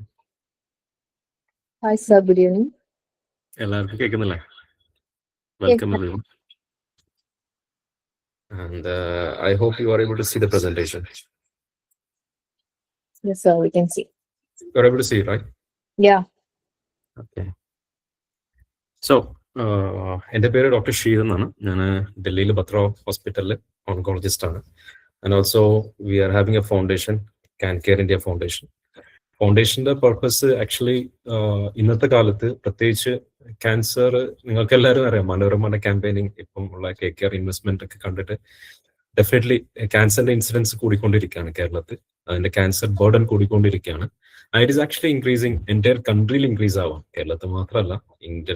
പക്ഷെ നമ്മളെ ഡേറ്റ ഒന്നും കൂടെ മെച്ചപ്പെട്ടതുകൊണ്ട് we say incidence is higher in Kerala. അതുകൊണ്ടാണ് ഇൻവെസ്റ്റ്മെന്റ് ഏറ്റവും കൂടുതൽ വരുന്നത്. പക്ഷെ അറ്റ് ദ സെയിം ടൈം ക്യാൻസറിനെ കുറിച്ചുള്ള ഒരു എക്സാക്ട് നോളജോ അല്ലെങ്കിൽ അതിന്റെ റീസണോ അതിനെക്കുറിച്ചുള്ള ട്രീറ്റ്മെന്റിനെ കുറിച്ചുള്ള ബോധങ്ങളോ നമ്മുടെ നാട്ടിൽ വളരെ ക്ലിയർ ആയിട്ടില്ല. അപ്പം ഫോർ എക്സാമ്പിൾ നമ്മുടെ നാട്ടില് അലോപ്പതി ഉണ്ട്, because we have divided this medical care in two different. Allopathy ഉണ്ട്, ഹോമിയോപ്പതി ഉണ്ട്, ആയുർവേദ ഉണ്ട്, സിദ്ധ ഉണ്ട്, യുനാനി ഉണ്ട്, അക്വപഞ്ചർ ഉണ്ട്, മാജിക്കൽ തെറപ്പി ഉണ്ട്, പലതുണ്ട്. So for a patient and for a caregiver ഈ കാര്യത്തിൽ ഒരു ക്ലാരിറ്റി ഇല്ലാത്തത് കൊണ്ട് most of the time they are misguided മാത്രമല്ല, നമ്മുടെ നാട്ടിൽ more than 70% of the cases they present at either 3rd stage അല്ലെങ്കിൽ 4th സ്റ്റേജിലാണ് അവർ പ്രസന്റ് ചെയ്യുക. അപ്പൊ തന്നെ നമുക്ക് ഒരു മോർട്ടാലിറ്റി അത് കാരണം വരുന്ന പ്രശ്നങ്ങൾ കുറയ്ക്കാൻ പറ്റാത്ത അവസ്ഥയിലായി പോവാണ്, അതായത് റിക്കവർ ചെയ്യാൻ പറ്റാത്ത ഒരു അവസ്ഥയിലായി പോവുകയാണ്. ഫോർ എക്സാമ്പിൾ ബ്രസ്റ്റ് ക്യാൻസർ ആണ് നമ്മൾ ഏറ്റവും കൂടുതലുള്ളത്. ബ്രസ്റ്റ് ക്യാൻസർ ഇന്ത്യയിലെ പുറത്ത് അതിന്റെ മോർട്ടാലിറ്റി എന്ന് പറയുന്നത് 10% താഴെയാണ്. അതേ സമയത്ത് നമ്മുടെ നാട്ടിൽ വന്നു കഴിഞ്ഞാൽ അതിന്റെ മോർട്ടാലിറ്റി റേറ്റ് മോർ ദാൻ 50% ആണ്. അപ്പൊ ആ ഡിഫറൻസ് വരുന്നത് ആ ഒരു ആ നോളജ് ഗ്യാപ്പ് ഉള്ളത് കൊണ്ടാണ്. അത് മാത്രമല്ല, every platform is flooded with misinformation. പല പോസിബിലിറ്റീസും പല കോമൺ സെൻസും ആണ് ഈ യഥാർത്ഥ നോളജിനെ ഓവർ റൈഡ് ചെയ്യുന്നത്. അപ്പൊ അതിനെ കൗണ്ടർ ചെയ്യാൻ വേണ്ടിയിട്ടാണ് നമ്മൾ കാൻകർ ഇന്ത്യ ഫൗണ്ടേഷൻ തുടങ്ങിയത്. It is founded by few patients we have treated here. നമ്മളിവിടെ ട്രീറ്റ് ചെയ്ത പേഷ്യൻസിന്റെ സപ്പോർട്ടും കൂടെയാണ് നമ്മൾ ഈ കാൻകർ ഇന്ത്യ ഫൗണ്ടേഷൻ തുടങ്ങിയത്. And it is run by students, lawyers, doctors, പല മേഖല ചെയ്യുന്നുണ്ട്. ആൻഡ് ഇനിഷ്യലി നമ്മൾ ഫോക്കസ് ചെയ്യുന്നത് ക്യാൻസർ ലിറ്ററസിയാണ്. ആൻഡ് ലാസ്റ്റ് ഇയർ നവംബറിൽ we have reached a milestone 100% cancer literacy in Kottakkal municipality. ഇന്ത്യയിലെ ആദ്യത്തെ മുനിസിപ്പാലിറ്റിയാണ് Kottakkal municipality first 100% cancer literate ഉണ്ടാക്കിയത്.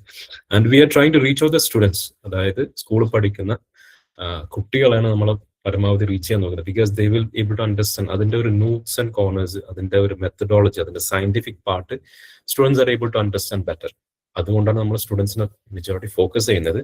And we are trying to work further in the coming days, and I expect everyone to be part of this, because ഇത് ഒരു ഫൗണ്ടേഷന്റെ fight അല്ല, this is everyone has to come together. അതിന്റെ reason ഞാൻ I will explain throughout the lecture. ഇപ്പം ഇതിന്റെ എന്റെ ടോപ്പിക്കിന്റെ main സാധനം caring for the care giver, അതായത് കെയർ ഗിവർ ഫറ്റീഗിനെ കുറിച്ചുള്ള അതിന്റെ ഒരു ചെറിയൊരു ടോക്ക് ആയിരിക്കും. Because we always overlook these realities. അതായത് പാരമ്പര്യമായിട്ട് ട്രഡീഷണലി നമ്മൾ നോക്കിക്കഴിഞ്ഞാൽ ഹെൽത്ത് കെയറിലെ ഔട്ട്കം ഇന്ത്യയിൽ പൊതുവെ ബെറ്റർ ആണ്. ബാക്കി കൺട്രീസിന് അപേക്ഷിച്ച് നോക്കിക്കഴിഞ്ഞാൽ ഇന്ത്യയിൽ ഹെൽത്ത് കെയർ, അതായത് ട്രീറ്റ്മെന്റ് സബ് ഓപ്റ്റിമൽ ആയാൽ പോലും നമ്മളെ ഹെൽത്ത് കെയർ സിസ്റ്റം അത്ര ഡെവലപ്ഡ് അല്ല. ഡെവലപ്പ് അല്ലെങ്കിൽ പോലും അവർ patients tend to do better than patients from western countries. അത് റിയാലിറ്റിയാണ്, അത് പല പഠനങ്ങളുടെ ഔട്ട്കം ആണ്. അതിന്റെ കാരണം എന്തുകൊണ്ടാന്ന് വെച്ചാൽ we had A very good network of family support. പൊതുവെ ഒരു 30-40 ഇയേഴ്സ് ബാക്കിൽ നിങ്ങൾ റിവൈൻഡ് ചെയ്ത് നോക്കിക്കഴിഞ്ഞാൽ വീട്ടിൽ ഒരാൾക്ക് അസുഖം വന്നു കഴിഞ്ഞാൽ ദ എൻറ്റയർ ഫാമിലി, അതിന്റെ എക്കോ സിസ്റ്റം അവിടെ അവൈലബിൾ ആണ്. Somebody is always there to take care of. നമ്മൾ മോർ അർബനൈസ്ഡ് ആവുകയും മോർ വെസ്റ്റേണൈസ്ഡ് ആവുകയും ചെയ്യുമ്പോൾ വി ബിക്കം മൈക്രോ ഫാമിലീസ്, വളരെ ചുരുങ്ങിയ ആൾക്കാർ, ബന്ധങ്ങൾ കുറഞ്ഞു പോകുമ്പോൾ എനി ടൈം ഇങ്ങനത്തെ ചാലഞ്ചസ് വന്നു കഴിഞ്ഞാൽ the care giver often end up handling it alone. അത് പലപ്പോഴും കുട്ടി ജനിക്കുന്നത് മുതൽ അങ്ങനെ തന്നെയാണ്. ഒരു കുട്ടി ഒരു വീട്ടിലൊരു കുട്ടി ജനിച്ചാൽ തന്നെ this is the condition. So we will be discussing about that, and then we will discuss something about cancer, and adinesham I will be glad to take your questions. So ആരാണ് കെയർ ഗിവർ എന്ന് പറയുന്ന ആൾക്കാർ? അപ്പം അത് professionally ചെയ്യുന്ന ആൾക്കാരുണ്ടാവും, വീടുകളിൽ ചെയ്യുന്ന ആൾക്കാരുണ്ടാവും. നമ്മുടെ നാട്ടില് നമ്മളെ health care system over burden ആണ്. സോ ഹെൽത്ത് കെയർ പ്രൊഫഷണൽസിന്റെ burn out is very very common. For example, almost ഏത് ഡോക്ടർ, നിങ്ങളുടെ വീടുകളിലൊക്കെ ഒരു ഡോക്ടർ ഉണ്ടാവും, അവരെ ഇന്റേൺഷിപ്പ് കഴിഞ്ഞിട്ടുള്ള ഒരു ലൈഫ് നിങ്ങൾ ചോദിച്ചു കഴിഞ്ഞാൽ നിങ്ങൾക്ക് അറിയാൻ പറ്റും, ദർ ഓൾ ബേൺഡ് ഔട്ട് ആണ്. അവരൊരു പേഴ്സണൽ ലൈഫ് പോലും ചിന്തിക്കാൻ പറ്റാത്ത ഒരു അവസ്ഥയിലാണ്. അത് നമ്മൾ കേരളം വിട്ട് ഒന്നും കൂടെ മുകളിലോട്ട് വന്നു കഴിഞ്ഞാൽ ദാറ്റ് ഈസ് ബിയോണ്ട് കോംപ്രിഹെൻഡിങ്. അപ്പം അവിടെ വയലൻസ് ഉണ്ട്, അവിടെ stress, death, sub optimal infrastructure, ഇതൊക്കെ കൂടിയിട്ട് most of the health care workers are they have given up. അത് ആ ഒരു സ്റ്റേറ്റ് തന്നെ മാറി. അതുകൊണ്ടാണ് മെഡിക്കൽ വർക്കേഴ്സിന് അടയ്ക്കാണ് ഏറ്റവും കൂടുതൽ അഡിക്ഷൻസ് കൂടുതൽ. At least some form of smoke or drugs അല്ലെങ്കിൽ ആൽക്കഹോൾ, ഏതെങ്കിലും ഒരു രീതിയിൽ അഡിക്ഷൻ ഏറ്റവും കൂടുതൽ കാണാനുള്ള കാരണം ദ വർക്ക് ഇതാണ്, ബേൺ ഔട്ട് ആണ്. അതേ സമയത്ത് ട്രഡീഷണലി നമ്മൾ വീടുകളിൽ നിങ്ങൾ വീടുകളിൽ തന്നെ ആലോചിച്ച് നോക്കിക്കഴിഞ്ഞാൽ if there is a micro family, നിങ്ങൾ ഹസ്ബൻഡും വൈഫും ഒറ്റയ്ക്കാണ് താമസിക്കുന്നുണ്ടെങ്കിൽ you can relate very well. നിങ്ങൾ ഒരു ജോലിക്ക് പോകുന്ന ഒരു ഫീമെയിൽ ആണെന്നുണ്ടെങ്കിൽ, and because it affects female more than male, because അവർക്കാണ് ഈ കമ്പാഷനും കെയറും ആണുങ്ങളെക്കാളും ബെറ്റർ ആയിട്ട് കൊടുക്കാൻ പറ്റുന്നത്. അവരായിരിക്കും അതിലൊക്കെ കോർഡിനേറ്റ് ചെയ്യാൻ പറ്റുക. അപ്പം ഒരു വർക്കിംഗ് ഫീമെയിൽ ആണ്, വർക്കിംഗ് ഫീമെയിൽ യങ് ഏജ് 35 അല്ലെങ്കിൽ ബിലോ 30 പ്രഗ്നൻസി വന്ന് ഡെലിവറി ആയി കഴിഞ്ഞാൽ she has to take care of the baby and she has to take care of the career. അവിടെ ഒറ്റപ്പെട്ടു പോവാൻ. അതേ സമയത്ത് അത് ജോലിക്ക് പോകുന്നില്ല എന്നുണ്ടെങ്കിൽ പോലും, ഒരു ഫാമിലിയിലാണെന്നുണ്ടെങ്കിൽ പോലും, വാട്ട് ഹാപ്പൻസ് ഈസ് വീട്ടില് ഹസ്ബൻഡ് മദർ ആയിക്കോട്ടെ, ഹസ്ബൻഡ് ഫാദർ ആയിക്കോട്ടെ, അല്ലാന്നുണ്ടെങ്കിൽ സ്വന്തം മദർ ഫാദർ ആയിക്കോട്ടെ, if anybody is sick, the female she becomes responsible to take care of. അത് മാത്രം നമ്മൾ അമ്മമാർ തന്നെ they are solely responsible for taking care of everything. House മുതൽ അവരെ കരിയർ, അവരുടെ വർക്ക് മുതൽ നമ്മളെല്ലാവരും വെൽബീങ് വരെ അവരത് കേൾക്കാം. അപ്പൊ ഇതിൽ നമ്മൾ ഇത് I'm not taking a negative note, but ഇതിൽ നമ്മൾ ചെയ്യുന്നത് വെച്ചാൽ we often overlook, we don't even consider. അതിന്റെ ഒരു ബേർഡൻ നമ്മൾ പലപ്പോഴും കൺസിഡർ ചെയ്യാതെ പോകും. അതുകൊണ്ടാണ് ഞാൻ എൻ്റെ ഒരു നിരീക്ഷണമാണ് ഇതുകൊണ്ടാണ് പലപ്പോഴും ഫീമെയിൽ, നമ്മളെ മദർ ആയിക്കോട്ടെ, നമ്മളെ എൽഡർലി ഏജ് ആയിക്കോട്ടെ, they tend not to address their own concerns. അവർക്ക് എന്തെങ്കിലും അസുഖം വന്നാൽ അവർ പലപ്പോഴും പറയാതിരിക്കുക. ബിക്കോസ് ദേ ഫീൽ ലൈക്ക് നമ്മളെ വീട്ടിൽ എൻ്റെ ഹസ്ബൻഡ് ഇത്രയും ഇതായി കിടക്കുന്നു, എൻ്റെ കാലുവേദനയ്ക്ക് എന്താണ്, അല്ലെങ്കിൽ എൻ്റെ നടുവേദനയ്ക്ക് എന്താണ്. അങ്ങനെയാണ് പലപ്പോഴും എനിക്ക് തോന്നുന്നത് നമ്മുടെ നാട്ടിലുള്ള ഫീമെയിൽസ് നമ്മുടെ ഡയഗ്നോസിസ് തന്നെ ലേറ്റ് ആയിട്ട് വരാനുള്ള കാരണം, സ്റ്റേജ് 3 സ്റ്റേജ് 4 വരാനുള്ള കാരണം.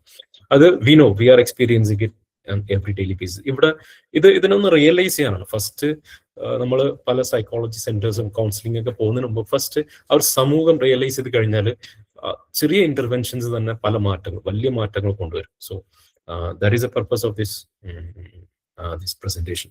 പിന്നെ പലപ്പോഴും I have given all these things, I'm not going to text by text. പിന്നെ what is care giver fatigue എന്ന് പറയുന്നത്, അല്ലെങ്കിൽ കെയർ ഗിവർ ബേൺഔട്ട് എന്ന് പറയുന്നത് വെച്ചാൽ പലപ്പോഴും ഫിസിക്കലാണ്, മോസ്റ്റ്ലി ഫിസിക്കൽ. പിന്നെ പറയാൻ പറ്റാത്ത എമോഷണൽ മെന്റൽ എക്സോഷൻ ആണ്.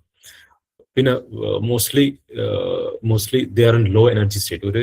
ഒരു ഓപ്റ്റിമിസ്റ്റിക് ഔട്ട്ലുക്ക് പോലും സങ്കല്പിക്കാൻ പറ്റാത്ത ഒരു അവസ്ഥയിലാണ് കെയർ ഗിവർ ഫെറ്റീഗ് ഉള്ളത്. അതായത് ഇത് US സ്റ്റാറ്റ്സ് ആണ്, 60% care giver experience symptoms of burnout. പക്ഷേ ഇന്ത്യയിൽ ഇറ്റ്സ് മോർ ദാൻ 78% ആണ്. അത് ആണായാലും പെണ്ണായാലും പലപ്പോഴും ഫൈനാൻഷ്യൽ ബേൺഔട്ട് സഹിക്കുന്നത് പല ആണുങ്ങളായിരിക്കും. Because I have seen people പെട്ടെന്ന് ഒരു കെയർ കൊടുക്കാൻ വേണ്ടിയിട്ട് ലോൺ എടുക്കേണ്ടി വരും, അത് തിരിച്ചടയ്ക്കാനുള്ള ഒരു ഓട്ടം, അങ്ങനെ ഒരു അതൊരു ഭാഗം. പ്രത്യേകിച്ച് ക്യാൻസർ ആയി കഴിഞ്ഞാൽ ആ ഒരു ലോജിസ്റ്റിക്സ് ഉണ്ടല്ലോ. അതായത് ഇപ്പൊ ഫോർ എക്സാമ്പിൾ കോഴിക്കോട് ഒരാൾക്ക് ക്യാൻസർ വന്നു കഴിഞ്ഞാൽ അവരെ ട്രിവാൻഡ്രം RCCയുടെ എത്തി ട്രീറ്റ്മെന്റ് എടുത്ത് അതിന്റെ ലൈനിൽ നിന്ന് അത് എല്ലാ ഡിലേയും, എല്ലാ ഡിസ്റെസ്പെക്റ്റും, എല്ലാ കോൺഡിസെൻഡിങ് അപ്രോച്ചും കഴിഞ്ഞ് ഒരു ട്രീറ്റ്മെന്റ് എടുത്ത് തിരിച്ചു വരുമ്പോഴത്തേനും ദേ ഹാവ് ബേൺഡ് ഔട്ട്. അതിനുശേഷം നമ്മളെ പോപ്പുലേഷനിൽ നമ്മളെ ഡെമോഗ്രഫി ഷിഫ്റ്റ് വരാണ്. Elderly populations are go high. അത് വരുമ്പോൾ തന്നെ നമ്മുടെ patients who are non productive, immobile, bed പേഷ്യൻസിന്റെ കൗണ്ട് കൂടാണ്. അപ്പം ഓവറോൾ ഈ ബേർഡന് ചുരുങ്ങിയ ആൾക്കാരിൽ കൂടിക്കൊണ്ടിരിക്കുകയാണ്. അപ്പോൾ ഇതിൽ പ്രശ്നം വരുന്നത് വെച്ചാൽ നമ്മൾ ജസ്റ്റ് ചിന്തിച്ച് നോക്കിയാൽ അറിയാൻ പറ്റും. പലപ്പോഴും ചില വീടുകളിൽ they try to take care of the patient. അത് ടേക്ക് കെയർ ചെയ്യുമ്പോൾ as a time goes by ആരെങ്കിലും വീട്ടിൽ എപ്പോഴെങ്കിലും വരുന്ന ആൾക്കാരായിരിക്കും കമന്റ് പാസ് ചെയ്യുക. അപ്പം പറയും, ഫോർ എക്സാമ്പിൾ കഴിഞ്ഞ നമ്മളെ ലെക്ചറിൽ ഉണ്ടായിരുന്ന ഈ കൂടെ doctor Mubashir, psychology, he give A very good example. അതായത് വീട്ടില് പേഷ്യന്റിനെ നോക്കുന്നത് അവിടുത്തെ അമ്മയും അച്ഛനും. ആ അച്ഛന് ഗൾഫിലെ ജോലി ഒഴിവാക്കി നാട്ടിൽ വന്ന് അച്ഛനെ നോക്കാൻ വേണ്ടിയിട്ട് നാട്ടിൽ വന്ന് അച്ഛൻ നോക്കാൻ വേണ്ടി നിൽക്കുകയാണ്. അവരുടെ ഭാര്യയാണ് ഭക്ഷണം നോക്കി എല്ലാം നോക്കുന്നുണ്ട്. അപ്പം is not able to move. Patient അവിടെ നിന്ന് മൂവ് ചെയ്യാൻ പറ്റുന്നില്ല, ബെഡ് റിഡറിന്. അപ്പം ആ ഒരു പാനിലായിരിക്കും മൂത്രം ഒഴിക്കുക, അത് യൂറിനൽ പാസ് ആവുക. അപ്പൊ അതിന്റെ സ്മെല്ല് എപ്പോഴെങ്കിലും വരുന്ന പേഷ്യൻസിന്റെ റിലേറ്റീവ്സ് വന്നു കഴിഞ്ഞാൽ ദി പാസ് കമന്റ്, ഒന്ന് നോക്കിക്കൂടെ, ഒരു ബേസിക് നോളജ് ഇല്ല, ബേസിക് സെൻസ് ഇല്ല. സോ അത് വളരെ ഇൻസെൻസിബിൾ ആയിട്ടുള്ള ഒരു അപ്രോച്ചാണ്. And this is very common in our society.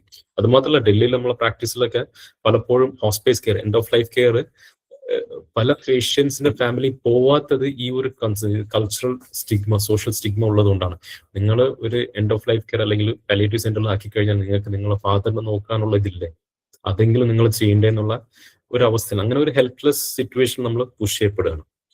So നമ്മളെ നാട്ടിലുള്ള അവസ്ഥ ഇതാണ്. അതായത് more than 140 million elderly at age of above 60. അതിനി കൂടാൻ പോകുന്നുണ്ട്, ഡബിൾ ട്രിപ്പിൾ ആവാൻ പോകുന്നേ ഉള്ളൂ. അതേ സമയത്ത് നമ്മൾ ആവറേജ് ഫാമിലി സൈസ് വളരെ കുറവാണ്. It's become like 3% individual family, അങ്ങനത്തെ ഒരു അവസ്ഥയിൽ പോവാണ്. പ്രത്യേകിച്ച് കേരളത്തിൽ ഫെർട്ടിലിറ്റി റേറ്റ് ഈസ് ബിലോ 1.5. അങ്ങനെയുള്ള അവസ്ഥ ഇനി കമ്മിങ് ഇയേഴ്സിൽ this is gonna go high. We will be mimicking exactly the crisis which is going through in western countries. അപ്പം ഇതൊക്കെ I have to given the link, just plagiarism പാടില്ല. So ഇതിൽ രണ്ടാമത് മൈഗ്രേഷനാണ്. നമ്മൾ almost Kerala I don't have to അതിനെ highlight ചെയ്യേണ്ട കാര്യം തന്നെയല്ല. മോസ്റ്റ് ഓഫ് ദ ഫാമിലീസ്, അതായത് കൂടുതലുള്ള വീടുകളിലുള്ള ആണുങ്ങളും പെണ്ണുങ്ങളും അമ്മമാരൊക്കെ ഒറ്റയ്ക്കാണ് താമസിക്കുന്നത്. കാരണം അവരുടെ മക്കള് ജോലിക്ക് വേണ്ടിയിട്ടും പഠനത്തിന് വേണ്ടിയിട്ട് നാട് വിട്ട് പുറത്തു പോയിട്ടുണ്ട്. അതാണ് യഥാർത്ഥ ഇത്. അത് മാത്രമല്ല, റാപ്പിഡ് അർബനൈസേഷൻ, നമ്മുടെ നാടുകളിൽ റാപ്പിഡായിട്ട് വരുന്ന അർബനൈസേഷൻ കാരണം ആ ഒരു സ്ട്രെസ് ഒന്നും കൂടെ ഓഗ്മെന്റ് ചെയ്തിട്ടുണ്ട്. അപ്പം ഒരു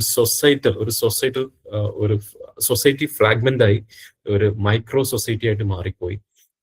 അപ്പം അങ്ങനെ ആവുന്നത് കൊണ്ട് ഈവൻ നമ്മുടെ നാട്ടിൽ ഇഷ്ടംപോലെ പാലിയേറ്റീവ് കെയർ ഉണ്ടെങ്കിൽ പോലും the way they must be treated, അതായത് ഫോർ എക്സാമ്പിൾ മലബാറിലൊക്കെ പാലിയേറ്റീവ് കെയറിന് അങ്ങേ അറ്റാണ്.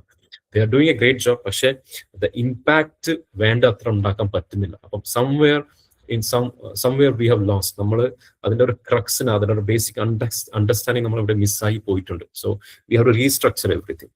പിന്നെ ഗിവൻ ദ ഡേറ്റാസ് ഇപ്പൊ എന്തൊക്കെയാണ് പൊതുവെ കോമൺ ആയിട്ടുള്ള ഇത്? ഫിസിക്കലായിട്ട് നോക്കിക്കഴിഞ്ഞാൽ ഓഫ്കോഴ്സ് ഫിസിക്കൽ എക്സോഷൻ നോക്കുന്നത് കൊണ്ടുള്ള വരുന്ന എക്സോഷൻ തന്നെ. പിന്നെ എപ്പോഴും അസുഖം ഉണ്ടാവും, പ്രത്യേകിച്ച് എൽഡർലി ആണ്, നമ്മൾ അമ്മമാരാണ് വല്യമ്മമാരാണ് നോക്കുന്നുണ്ടെങ്കിൽ ദേ ഓൾവേസ് ഗെറ്റ് സിക്ക്. പിന്നെ ഇവരെ ഉറക്കം തന്നെ ഉണ്ടാവില്ല. അത് യങ് മദേഴ്സിനും ഈ അപ്ലിക്കബിൾ ആണ്. അതായത് അവര് ഡേ ടൈം രാത്രി ആയിരിക്കും ആ കുട്ടികൾ എണീക്കുക, അത് മുലപ്പാൽ കൊടുക്കുക അല്ലെങ്കിൽ ഭക്ഷണം കൊടുക്കുക. അപ്പം 3, 4, 5 o'clock വരെ അവർ ഉറക്കം ഒഴിഞ്ഞിരിക്കും. പിന്നെ പിറ്റേ ദിവസം രാവിലെ എണീറ്റ് they have to go for a job, they have to cook, they have to take care of the husband, so on and so on. അപ്പം ഇവിടെ ഒരു എന്താ പറയാ, ഒരു കാലസ് അപ്രോച്ചാണ് പലപ്പോഴും അവരെ കൗണ്ടർ പാർട്ടിന്ന് വരുന്നത്, ആ ഒരു ഫാമിലിന്ന് വരുന്നത്. അപ്പോൾ it is very very common. അതുപോലെ തന്നെ അപ്പറ്റൈറ്റ് ചേഞ്ചസ്. നിങ്ങൾ ജസ്റ്റ് ഇത് ഞാൻ പറയാനുള്ള കാരണം, you have to apply these things in your own നാട്ടിലെ സമൂഹത്തിന്റെ പ്രശ്നം പോലെ നോക്കാതെ നിങ്ങളെ വീടുകളിൽ നടക്കുന്ന പ്രശ്നങ്ങളായിട്ട് നോക്കുക. അതായത് നിങ്ങളമ്മമാരും വല്യമ്മമാരും പലപ്പോഴും നല്ല ഭക്ഷണമൊക്കെ വിളമ്പിയിട്ട് അവര് എല്ലാം നോക്കിയിട്ട് അവസാനം രാത്രി 11-12 മണിക്ക് ആ ഒരു ചീഞ്ഞ ചട്ടിന്ന് കുറച്ച് വാരി കഴിക്കുകയായിരിക്കും ചെയ്യുക. അതാണ് മെജോറിറ്റി ഫാമിലിയുള്ള യഥാർത്ഥങ്ങൾ. അത് മാത്രമല്ല, emotionally they are very distress, hopeless ആണ്. അവർക്ക് ചിരിക്കാൻ അവര് ഒന്നിലും ഒരു ആഗ്രഹം ഇല്ലാത്ത ഒരു അവസ്ഥയിലോട്ട് തള്ളപ്പെടുകയാണ്. അതിൽ 2 രീതിയിലാണ്. ഒന്ന്, സമൂഹം അങ്ങനെ തന്നെ അപ്രോച്ച് ചെയ്യുന്നത്. പിന്നെ അവർക്ക് ഒരു ഫ്രീഡം തന്നെ കൊടുക്കുന്നില്ല. അവർക്കൊരു റൈറ്റ് ഉണ്ട്, അവർക്കൊരു ജീവിതം ഉണ്ടെന്നുള്ളത് പോലും നമ്മളത് കണക്കാക്കുന്നില്ല. അത് ഞാൻ കണക്ട് ചെയ്ത് കഴിഞ്ഞാൽ, അടുത്ത കാലത്ത് ദർ ഇസ് എ മദർ, ഒരു ഗ്രാൻഡ് മദർ, അവരുടെ ഹസ്ബൻഡ് മരണപ്പെട്ട് അപ്പം അവരെ മക്കൾ എന്ത് ചെയ്ത് ആ അമ്മനെ ബുക്ക് ചെയ്ത് മണാലിയിൽ എവിടെ വന്നു, നോർത്ത് ഇന്ത്യയിൽ വന്നിട്ട് സ്നോ കളിക്കായിരുന്നു.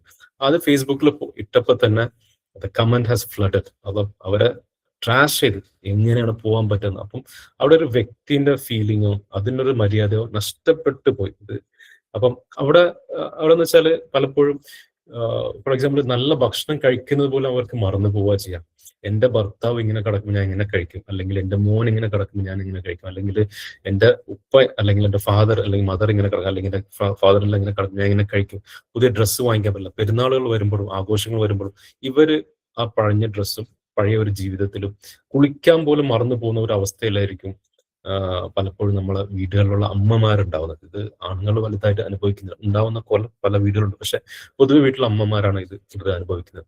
അപ്പം അത് കാരണം തന്നെ ഇവര് they will never engage in any social activities. അതായത് നിങ്ങൾ ഹോസ്പിറ്റലിൽ പോയി നിന്നാൽ നിങ്ങൾക്ക് അറിയാൻ പറ്റും, ആ ഒരു പേഷ്യന്റിനെ, ക്രോണിക് ആയിട്ട് ബെഡ് പേഷ്യൻസിനെ നോക്കുന്ന കെയർ ഗിവർ, പ്രൈമറി കെയർ ഗിവറിന്റെ സ്വഭാവവും അവരുടെ പ്രസൻസും നിങ്ങൾക്ക് മനസ്സിലാവാൻ പറ്റും. എന്താ ക്വസ്റ്റ്യൻസ് ദേ ആസ്ക്. ഇപ്പം ഫോർ എക്സാമ്പിൾ പലപ്പോഴും മക്കൾ പുറത്തുനിന്ന് വന്നിട്ടായിരിക്കും ഇവർ ഹോസ്പിറ്റലിൽ കാണിക്കാൻ പോവാം. അപ്പം ഈ അമ്മമാർക്കുള്ള ജെന്യൂൻ ആയിട്ടുള്ള ഒരു ക്വസ്റ്റ്യൻസ് ഉണ്ട്. ചിലപ്പോൾ അത് വിഡിത്തം പോലെ തോന്നും, പക്ഷെ അവരെ പ്രാക്ടിക്കൽ ചോദ്യങ്ങൾ അതുപോലും ചോദിക്കാൻ പറ്റാതെ രീതിയിലായിരിക്കും ഇത് നമ്മൾ അനുഭവിക്കുന്ന ഒരു സാധനമാണ് ഒരു ഒ പി ഡിയിൽ നമ്മൾ ഫീൽ ചെയ്യുന്നത്. സോ ഇങ്ങനത്തെ സോഷ്യൽ വിഡ്രോവൽ, കംപ്ലീറ്റ്ലി വിഡ്രോവൽ ആയി പോവാം. പിന്നെ of course if they are working young female ആണെന്നുണ്ടെങ്കിൽ അവരുടെ പ്രൊഡക്ടിവിറ്റി തന്നെ ഇല്ലാതായി പോകും. ഇത് we suffer we see we witness in our on.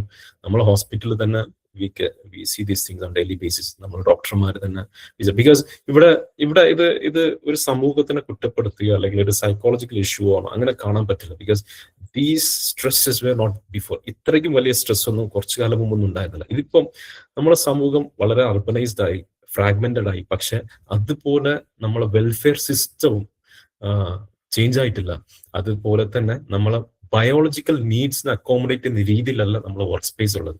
ഇതൊക്കെയാണ് നമ്മൾ ഫോക്കസ് ചെയ്യുക. ഫോർ എക്സാമ്പിൾ ഒരു ഫീമെയിൽ ഒരു ചെറിയ കുട്ടി പ്രഗ്നന്റ് ആയി കഴിഞ്ഞാൽ she must be able to take care of a baby normally. അപ്പോഴാണ് ഒരു നല്ല ഒരു തലമുറ ഉണ്ടാക്കിയെടുക്കാൻ പറ്റുള്ളൂ. അപ്പൊ അവിടെ അവർക്ക് പേഴ്സണൽ ലൈഫും ഫാമിലി ലൈഫും കോംപ്രമൈസ് ചെയ്തിട്ട് മാത്രമേ ഇവർക്ക് അക്കാഡമിക് എക്സലൻസും അച്ചീവ് ചെയ്യാൻ പറ്റുള്ളൂ, അല്ലെങ്കിൽ ഒരു കരിയർ ഗ്രോത്ത് കിട്ടുമെന്ന് വെച്ചാൽ ദാറ്റ് ഈസ് അത് കാപ്പാട്ടിയും. അവിടെയാണ് നമ്മളെ സൊസൈറ്റി ആസ് എ ഫെയിൽ ആവുന്നത്. അത് മാത്രമല്ല, ഒരിക്കലും ഫാമിലി ലൈഫ് അച്ചീവ് ചെയ്യാൻ വേണ്ടിയിട്ട് you should never have to compromise your studies or career. അതൊരിക്കലും കോംപ്രമൈസ് ചെയ്യാൻ പാടില്ല. അതിനെ അക്കോമഡേറ്റ് ചെയ്യുന്ന ഒരു സമൂഹമായിരിക്കും എപ്പോഴും വിജയിക്കുന്ന ഒരു സമൂഹം. അത് നല്ലൊരു തലമുറ ഉണ്ടാക്കാൻ പറ്റുന്ന സമൂഹമായിരിക്കും. സോ ദീസ് ആർ ഇങ്ങനത്തെ ഒരു ബേസിക് സ്ട്രക്ചറൽ ഫണ്ടമെന്റൽ എലമെന്റ്സ് തന്നെ നമുക്ക് തെറ്റ് കിടക്കുന്നതുകൊണ്ടാണ് ഇങ്ങനത്തെ പ്രശ്നങ്ങൾ നമുക്ക് നല്ലോണം ഹാൻഡിൽ ചെയ്യാൻ പറ്റാത്തതും ആ സിസ്റ്റം വന്നാൽ പോലും അതിനെ നമുക്ക് അപ്ലൈ ചെയ്യാൻ പറ്റാതിരിക്കുന്നത്. സോ അത് അങ്ങനെ വരുമ്പോൾ പലപ്പോഴും റോൾ കൺഫ്യൂഷൻ, അതായത് എങ്ങനെയാണ് ഈ ഒരു റോള് എന്ന് നമ്മൾ ചിന്തിക്കാൻ പറ്റുക, അതുപോലും അവർക്ക് ചെയ്യാൻ പറ്റാതെ. പിന്നെ ഇത് ആദ്യ തുടക്കത്തിലൊക്കെ നമ്മൾ പലപ്പോഴും നല്ല രീതിയിൽ ഹാൻഡിൽ ചെയ്യും. Because it's their own husband ആണ്. കുറെ കാലം നമ്മൾ 15 കൊല്ലം ഒരുമിച്ച് ജീവിച്ചാൽ അങ്ങനെയൊക്കെ. പക്ഷെ പിന്നെ പതുക്കെ ടൈം ഗോസ് ബൈ നമ്മൾ എക്സോസ്റ്റ് ആയിപ്പോകും, വളരെ എക്സോസ്റ്റ് ആയിപ്പോകും. അതായത് ഐ ഹാവ് സീൻ പേഷ്യൻസ്, അതായത് ഒന്ന് മരിച്ചു കിട്ടിയ മതി ആവോ എന്നുള്ള അത് ചിന്തിക്കുന്ന പല കുടുംബങ്ങളുണ്ട്.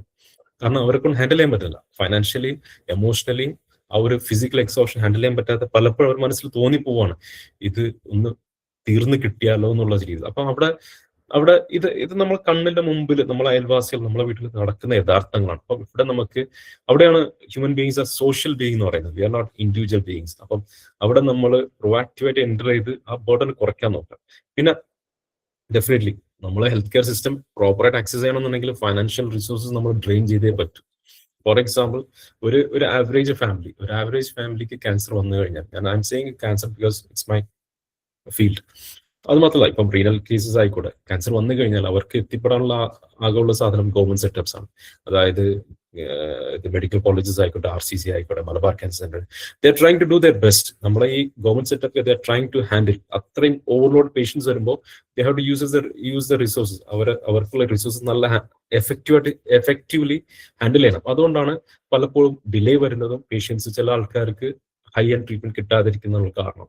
ഇറ്റ് ഈസ് നോട്ട് അത് സിസ്റ്റത്തിന്റെ ഫെയിലിയർ അല്ല, നമ്മളെ ഗവൺമെന്റ് ഡോക്ടേഴ്സ് ചെയ്യാത്ത കൊണ്ടൊന്നല്ല, അവരെ കൊണ്ട് ചെയ്യാൻ പറ്റാത്തൊരവസ്ഥയിലാണ്. അപ്പൊ അങ്ങനെയൊക്കെ മെജോറിറ്റി പേഷ്യൻസ് അതായിരിക്കും വരിക. അവർക്ക് എന്തായിരിക്കും ഓപ്ഷൻസ്? പിന്നെ പെട്ടെന്ന് ട്രീറ്റ്മെന്റ് എടുക്കുക, പെട്ടെന്ന് ഒരു സ്കാൻ എടുക്കുക, പെട്ടെന്ന് ബയോപ്സി ചെയ്യുക, റിപ്പോർട്ട് വേണം എന്ന് വെച്ചാൽ we have to go private ഹോസ്പിറ്റലായിരിക്കും പോകും. അത് നമ്മളെ പോക്കറ്റിന് പുറത്താണ്, മെജോറിറ്റി പോപ്പുലേഷന് പുറത്താണ്. നമ്മൾ കേരളത്തിന്റെ യഥാർത്ഥം എന്താന്ന് പറഞ്ഞാൽ വി ആർ ഇൻ ഡെപ്റ്റ് ക്രൈസിസിലുള്ളത്. നമ്മൾ ഡെപ്റ്റ് ക്രൈസിസിലുള്ളത്, നമ്മളെ സ്വർണ്ണങ്ങൾ പണയത്തിലുള്ളത്, വീടുകൾ പണയത്തിലുള്ളത്, ഫോർ മെനി റീസൺസ്. അപ്പൊ അങ്ങനത്തെ ഒരു ഫൈനാൻഷ്യൽ ക്രഞ്ചിലുള്ളത്. അപ്പം ഒരു ഗൾഫ് റെമിറ്റൻസ് ബേസ്ഡ് ആണ് പലപ്പോഴും ഉണ്ടാവുന്നത്. പിന്നെ ഇൻഷുറൻസിന് ഇതും ഇല്ലാത്തതുകൊണ്ടും ESICG അങ്ങനത്തെ പാനലുകൾ ഇല്ലാത്തതുകൊണ്ട് പലപ്പോഴും നമ്മൾ ടൈംലി കെയർ കിട്ടില്ല. അപ്പം എപ്പോഴും നമ്മൾ ലോൺ അല്ലെങ്കിൽ കടം വാങ്ങിച്ചായിരിക്കും മോസ്റ്റ് ഓഫ് ദ ഫാമിലീസ് നമ്മളെ ഹെൽത്ത് കെയർ ആക്സസ് ചെയ്യുന്നത്. അപ്പം അങ്ങനെ വരുമ്പോൾ തന്നെ ബിയോണ്ട് സെർട്ടൻ കൺട്രോൾ, ഇത് ഇപ്പം ഡോക്ടറെ ഞാൻ പോലും മെലിഗ്നൻസി ക്യാൻസർ വന്ന് ട്രീറ്റ്മെന്റ് എടുക്കണമെന്നുണ്ടെങ്കിൽ ഫൈനാൻഷ്യൽ ബർഡൻ ഓവർവെൽമിംഗ് ആയിരിക്കും. അപ്പം ഇതിനൊക്കെ മാനേജ് ചെയ്യുന്ന ആൾക്കാരാണ് ഈ കെയർ ഗിവർ എന്ന് പറയുന്നത്. അത് ഒരു ഫാമിലിയാണ്, ഒരു ക്ലസ്റ്ററാണ്. സോ ഇതിൽ അഫ്കോഴ്സ് ആസ് എ സൈക്കോളജിസ്റ്റ് നമ്മൾ എപ്പോഴും പറയാ, അല്ലെങ്കിൽ ഒരു മെഡിക്കൽ പ്രൊഫഷണൽ നിങ്ങൾ ഹെൽത്ത് കെയർ തെറപ്പിസ്റ്റിനെ കാണുക, സൈക്കോളജി ഓപ്പൺ. പക്ഷെ ദാറ്റ് വിൽ നെവർ ആൻസർ. അത് നിങ്ങൾക്ക് അറിയാം, നിങ്ങൾ പ്രാക്ടിക്കലി സൈക്കോളജിസ്റ്റ് പ്രാക്ടീസിങ് സൈക്കോളജി നിങ്ങൾക്ക് ഉണ്ടെങ്കിൽ അറിയാൻ പറ്റും. ഈ നമ്മൾ തെറാപ്പി കൊടുക്കുന്നത് കൊണ്ട് they will feel better for a moment. പിന്നെ അവർ തിരിച്ചു പോകുന്ന അതേ എക്കോസിസ്റ്റത്തിലായിരിക്കും പോവുക. So they will get more tired. പിന്നെ അവർ നിങ്ങളുടെ അടുത്ത് തിരിച്ചു വരണ്ടാവില്ല. അപ്പം ഇവിടെ നമ്മളെ സോഷ്യൽ ചേഞ്ച് നിർബന്ധമാണ്. സോഷ്യൽ ചേഞ്ചും ഇതിനെക്കുറിച്ചുള്ള എഡ്യൂക്കേഷനും എംപത്തിയും എംപവർമെന്റും നിർബന്ധമാണ്. ഗ്രൗണ്ട് ലെവൽ ഫണ്ടമെന്റൽ ലെവലിൽ ചേഞ്ച് വരണം. അത് വരാതിടത്തോളം ഈ സാധനങ്ങൾ നമുക്ക് പ്രോപ്പറായിട്ട് അഡ്രസ് ചെയ്യാൻ പറ്റില്ല. No matter how many counselling we give, എത്ര സെഷൻ ഉണ്ടാക്കുന്നുണ്ട്, എത്ര വെബിനാർ നടക്കുന്നുണ്ട്, ഇതൊന്നും ഈ സാധനത്തിന് മാറ്റാൻ പറ്റില്ല. അപ്പം ഇവിടെ ഹെൽപ്പ് ചോദിക്കാനുള്ള അവൈലബിലിറ്റി നമ്മൾ ഉണ്ടാക്കി കൊടുക്കുകയും ഹെൽപ്പ് ചെയ്യാൻ പറ്റുന്ന സാധനം ഒരുക്കി കൊടുക്കാൻ പറ്റുന്ന ഒരു എക്കോസിസ്റ്റം ഉണ്ടാക്കിയെടുക്കുകയും ചെയ്യാം. അതാണ് നമുക്ക് ഇനി ചെയ്യാനുള്ളത്. ഈ നാട്ടിലുള്ള പാലിയേറ്റീവ് കെയർ ആയിക്കോട്ടെ, അല്ലെങ്കിൽ സന്നദ്ധ സേന ആയിക്കോട്ടെ, അല്ലെങ്കിൽ ഇങ്ങനത്തെ പൊളിറ്റീഷ്യൻസ് ആയിക്കോട്ടെ, ഇവർക്ക് നമ്മൾ ഇതിനെ കുറിച്ച് സെൻസിറ്റൈസ് ചെയ്ത് ഇതിനുള്ള പരിഹാരം ബേസ് ലൈനിൽ നമുക്ക് ചേഞ്ച് ചെയ്യാൻ പറ്റും. അത് ഫോർ എക്സാമ്പിൾ ഒരു സ്കൂളിൽ, UP സ്കൂളിൽ ഒരു ടീച്ചറാണ്. അപ്പം ആ ടീച്ചർ അവരെപ്പോഴാണ് ജോലിക്ക് കയറുന്നത്, അവരുടെ സാഹചര്യം എങ്ങനെയാണ്, അവരുടെ ഫാമിലി എങ്ങനെയാണ്, ഇതിനൊക്കെ കൺസിഡർ ചെയ്തിട്ട് വേണം ഒരു ഒരു ഒരു ഒരു എംപ്ലോയിന്റെ leave application, number of leaves available എന്നുള്ള സാധനം പോലും നമ്മൾ കണക്കിലെടുക്കേണ്ടത്. സോ അങ്ങനെ ചെയ്യുമ്പോൾ മാത്രമാണ് നമ്മൾ സമൂഹത്തിൽ ഒരു പ്രൊഡക്ടിവിറ്റി ഉണ്ടാവുക, ഒരു മാറ്റം ഉണ്ടാവുക. So now these are the things meant for other patients. ഇപ്പം ഇത് ക്യാൻസറിനെ കുറിച്ചുള്ള reality I will give A small talk. It's can care India foundation ആണ്, പിന്നെ ഞാൻ ക്യാൻസർ സ്പെഷ്യലിസ്റ്റ് ആണ്. സോ ഇതാണ് നമ്മളെ നാട്ടിലുള്ള കോമൺ ആയിട്ടുള്ള ക്യാൻസർ. നിങ്ങൾ മേൽ അപ്പം ഈ ഐ വോണ്ട് റിമൈൻഡ് സൈക്കോളജിസ്റ്റുകൾക്ക് റിമൈൻഡ് ചെയ്യാനുള്ള സാധനം, ഈ ബയോളജി എന്ന് പറയുന്ന സാധനം it doesn't respect your thoughts. നമ്മൾ ചിന്തിക്കുന്നതിന് പലപ്പോഴും റെസ്പെക്ട് ഇല്ല. അത് മാത്രമല്ല, യഥാർത്ഥ നോളജ് എന്ന് പറയുന്നത് ഇറ്റ്സ് ബിയോണ്ട് കോമൺ സെൻസ് ആണ്. ഒരു കോമൺ സെൻസ് വെച്ചിട്ട് നിരീക്ഷിക്കേണ്ട സാധനങ്ങളല്ല നമ്മളെ ഹെൽത്ത് കെയർ ആയിക്കോട്ടെ, അല്ലാന്നുണ്ടെങ്കിൽ ഒരു സൊസൈറ്റി റണ്ണിങ് ആവട്ടെ, അതിന് മച്ച് മോർ ഡീറ്റെയിൽഡ് നോളജ് അല്ലെങ്കിൽ ഡീപ്പ് നോളജ് നിർബന്ധമാണ്. അപ്പം അതുകൊണ്ടാണ് ഞാൻ ഇങ്ങനെ ഈ റൂട്ടിലോട്ട് പോകുന്നത്. ഫോർ എക്സാമ്പിൾ ക്യാൻസർ നമ്മുടെ നാട്ടിൽ ഇനി കൂടി വരാനേ ഉള്ളൂ. അതായത് നിങ്ങൾ അറിയാൻ പറ്റും 218 17 ആണ് ഇൻസിഡൻസ് റേറ്റ്, കേരളത്തിനകത്തുള്ള ക്യാൻസർ ഇൻസിഡൻസ് റേറ്റ്. അത് ആക്ച്വലി പത്തനംതിട്ട, മലപ്പുറം ഡിസ്ട്രിക്റ്റുകളിൽ അത് ഒന്നും കൂടെ കൂടുതലാണ്. Somewhere it is more than 300 ആണ്. 300 per 100,000 പോപ്പുലേഷൻ ആണ്. അങ്ങനെ ഇത് കൂടാൻ പോകുന്നുണ്ട്. ഇനി next 5 years down the line ഇതിന്റെ forecast it's gonna get worse. ഞാൻ ഇതൊക്കെ പറയുന്നത് നിങ്ങൾ ഫ്രൈറ്റൻ ചെയ്യാൻ വേണ്ടിയിട്ടല്ല. These are the realities. You cannot escape the realities. ഇതിനെ അക്സെപ്റ്റ് ചെയ്താൽ മാത്രമാണ് നമുക്ക് will be able to find some solutions. അപ്പം ഇങ്ങനത്തെ ഡേറ്റ മനസ്സിലാക്കിയിട്ടാണ് നമ്മുടെ നാട്ടിലുള്ള ഇൻവെസ്റ്റ്മെന്റ് വരുന്നത്. They know proper statistics. എത്ര MRI ചെയ്യേണ്ടി വരും, എത്ര CT ചെയ്യേണ്ടി വരും, എത്ര ബയോപ്സി ചെയ്യേണ്ടി വരും, എത്ര പെറ്റ് സ്കാൻ ചെയ്യേണ്ടി വരും, എത്ര കീമോ പേഷ്യൻസ് ഉണ്ടാവും, എത്ര സെർവിക്കൽ ക്യാൻസർ പേഷ്യൻസ് ഉണ്ടാവും, എത്ര ബ്രസ്റ്റ് ക്യാൻസർ പേഷ്യൻസ് ഉണ്ടാവും. We have A tentative data. അത് വെച്ചിട്ടാണ് നമ്മൾ ഇൻവെസ്റ്റ്മെന്റ് ചെയ്യുന്നത്. സോ ആ ഇൻവെസ്റ്റ്മെന്റ് വന്നില്ലെങ്കിൽ നമ്മൾ അത്ര റോബസ്റ്റ് ഗ്രോത്ത് ഉണ്ടാവില്ല, അത്ര വലിയ സർവീസ് നമുക്ക് ആക്സസ് ചെയ്യാൻ പറ്റില്ല. So it's A double edge sword. അപ്പം നമ്മുടെ നാട്ടിലെ ക്യാൻസർ ഇൻസിഡൻസ് നോക്കിക്കഴിഞ്ഞാൽ ഇത് ഗ്ലോബോകോൺ ഡേറ്റ ആണ്. ഗ്ലോബോകോൺ എന്ന് പറയുന്ന ക്യാൻസറിനെ കുറിച്ചുള്ള ഡേറ്റ ഉണ്ടാകുന്ന ഒരു സൈറ്റിലാണ്. അപ്പൊ ഗ്ലോബോകോൺ ഡേറ്റ നോക്കിക്കഴിഞ്ഞാൽ ഇന്ത്യയിൽ ഏറ്റവും കൂടുതൽ ക്യാൻസർ എന്ന് പറയുന്നത് ലിപ് ക്യാൻസർ ആണ്. അതായത് ഈ ലിപ്പിന്റെ ക്യാൻസർ ആണ്. പിന്നെ ഓറൽ ക്യാവിറ്റി, വായ, ടങ്, പിന്നെ ബക്കൽ മ്യൂക്കോസ, പിന്നെ ത്രോട്ട്, പിന്നെ നോക്കി കഴിഞ്ഞാൽ ഭക്ഷണം കഴിക്കുന്ന ഈസോഫേഗസ്, നമ്മളെ ഭക്ഷണക്കുഴ എന്ന് പറയില്ല, ഈസോഫേഗസ്, പിന്നെ കോളറക്ടൽ ക്യാൻസർ, സ്റ്റൊമക്ക്. ഇതിൽ നിങ്ങൾ നോക്കിക്കഴിഞ്ഞാൽ മെജോറിറ്റി ഓഫ് ദ ക്യാൻസർ എന്ന് പറയുന്നത് ഭക്ഷണം കഴിക്കുന്ന റൂട്ടും ശ്വാസം വലിക്കുന്ന റൂട്ടിന്റെ ക്യാൻസറാണ് ഏറ്റവും കൂടുതലുള്ളത്. ഇതാണ് മെൻ ക്യാൻസർ.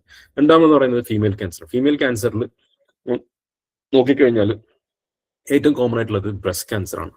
രണ്ടാമത് സെർവിക്കൽ ക്യാൻസർ, പിന്നെ ഓവറിയൻ ക്യാൻസർ, പിന്നെയാണ് lip and oral cavity colorectal cancer. ഇത് നോക്കിക്കഴിഞ്ഞാൽ മെജോറിറ്റി ക്യാൻസർ ഏതിനാ ബന്ധപ്പെട്ടിട്ടുള്ളത്? Is all connected with reproductive system.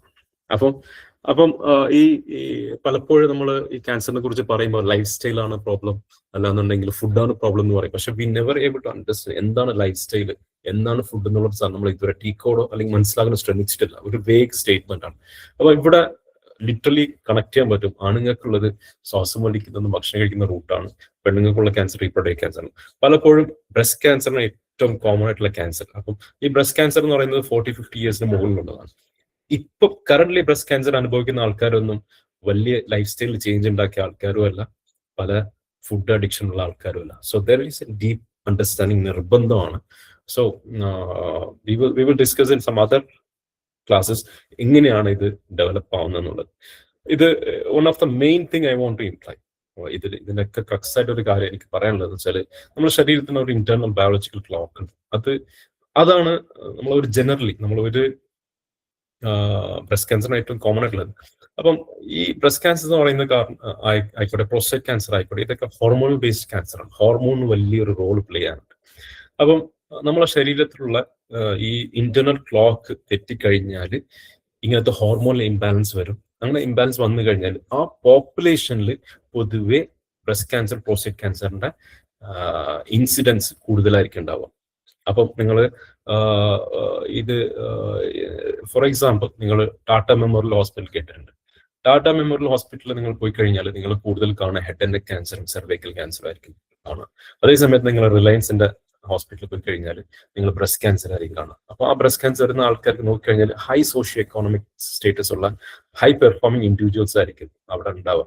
Because അവിടെ വരുന്ന കോമൺ ആയിട്ടുള്ള ഫാക്ടർ എന്ന് പറയുന്നത് ഈ ക്രിക്കാർഡിൻ സൈക്കിൾ, അത് നമ്മളെ ഇന്റേണൽ ബയോളജീനെ റെസ്പെക്ട് ചെയ്യാതെ പോകുന്ന ഒരു അവസ്ഥയാണ് ഇതിന്റെ മെയിൻ കാരണം. അതുകൊണ്ടാണ് ഈ വെസ്റ്റേൺ സൊസൈറ്റി ആയിക്കോട്ടെ, അതായത് BEP Japan, BEP Europe, BEP Americas, ഇവിടെയൊക്കെ ഏറ്റവും കോമൺ ആയിട്ടുള്ള ക്യാൻസർ ബ്രസ്റ്റ് ക്യാൻസർ, പ്രോസ്റ്റേറ്റ് ആ ക്യാൻസേഴ്സാണ് നമ്മളെ നാട്ടിൽ ഇനി കൂടാൻ പോകുന്നത്. അപ്പം ഇതൊരു ബേസിക് നമ്മളെ പാരമ്പര്യത്തിൽ ബാക്കിൽ പോയാൽ തന്നെ പല ഇഷ്യൂസ് നമുക്ക് ഹാൻഡിൽ ചെയ്യാൻ പറ്റും, ഇതിനൊക്കെ നമ്മൾ മിറ്റിഗേറ്റ് ചെയ്യാൻ പറ്റും. പക്ഷെ ഇതിനെക്കുറിച്ചുള്ള ഒരു ബോൾഡ് ഡിസ്കഷൻസ് ഒന്നും നമ്മുടെ നാട്ടിലോ അക്കാഡമിക് സർക്കിളിലോ ഈവൻ മെഡിക്കൽ സർക്കിളിലോ പോലും നടക്കുന്നില്ല. These are considered as something ചെറിയ കാര്യങ്ങളായിരിക്കും എന്നുള്ള രീതിയിൽ തള്ളി പറയും. നമ്മളെപ്പോഴും സ്മോക്കിങ്ങിനെ കുറിച്ച് പറയും, പക്ഷെ സ്മോക്കിംഗ് ഉള്ള ക്യാൻസറിനെക്കാളും കൂടുതൽ ബ്രസ്റ്റ് ക്യാൻസർ നമ്മുടെ നാട്ടിലുണ്ട്. So we will be discussing much more deeper. So what we have to do first, നമ്മൾ കെയർ ഗിവർ ഫറ്റീഗിനെ കുറിച്ച് അറിയണം. പലപ്പോഴും സംഭവിക്കാന്ന് വെച്ചാൽ care givers when they continue ഒരു ഇനിഷ്യൽ സ്റ്റേജ് കഴിഞ്ഞ് നോക്കിക്കഴിഞ്ഞാൽ പലപ്പോഴും അവർക്ക് തോന്നും the patient is not appreciating, അവർക്ക് അപ്രീഷിയേറ്റ് ചെയ്യാൻ പറ്റാത്തൊരവസ്ഥയിൽ അങ്ങനത്തെ ഒരു കൺസെപ്ഷനാണ് അവർക്ക് പലപ്പോഴും ഉണ്ടാവും. So we have to realise this care giver fatigue വളരെ കോമൺ ആണ്. Almost every house hold is having it. ഇവിടെ നമുക്ക് പരമാവധി സപ്പോർട്ട് സിസ്റ്റം ഡെവലപ്പ് ചെയ്യണം. അത് നമ്മൾ ഫസ്റ്റ് ഇറ്റ്സ് നോട്ട് ആസ് ഒരു സ്ട്രക്ചർ ആയിട്ടല്ല. First we have to realise in our own home നമ്മളെ വീടുകളിലുള്ള കെയർ ഗിവേഴ്സ് ആരാണ്, അവരുടെ അവസ്ഥകൾ എന്താണ്, അവർക്ക് നീഡ്സ് എന്താണ്, അവരെന്തൊക്കെ കോംപ്രമൈസ് ചെയ്യുന്നത്, അത് നമ്മൾ തിരിച്ചറിയണം. അതിൽ we have to be participating actively. അത് നമ്മളെ ഇമ്മീഡിയറ്റ് സർക്കിൾ കഴിഞ്ഞാൽ നമുക്ക് അറിയുന്ന അയൽവാസികളെ, നമ്മളെ കുടുംബക്കാരെ നമ്മൾ ശ്രദ്ധിക്കാം. Then we will be think about all the other available structures. നമ്മളെ സൈക്കോളജിക്കൽ കൗൺസിലിംഗ് ആയിക്കോട്ടെ, നമ്മൾ സോഷ്യൽ ചേഞ്ചസ് ആയിക്കോട്ടെ, അതിനെ കുറിച്ചൊക്കെ നമ്മൾ further we have to strengthen it. Hopefully we will conduct more sessions like this. ഇതിൽ നമ്മൾ ഇപ്പം it's a first session for me, can care ഇന്ത്യൻ്റെ ഫസ്റ്റ് സെഷൻ ആയിരുന്നു. I hope this was useful. ഒരു തോട്ട് പ്രൊവോക്കിംഗ് ആയിട്ടുണ്ടാവും തോന്നുന്നു. And we can ask we can conduct more sessions particularly relating to cancer. And if there is any question, kindly ask me. Thank you very much for listening. I hope it was.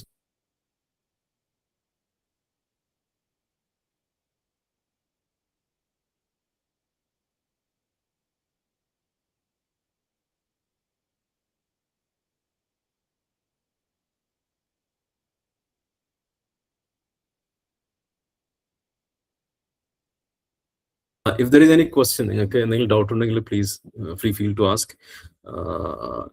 pertaining to cancer care, cancer, anything. You can ask me anything.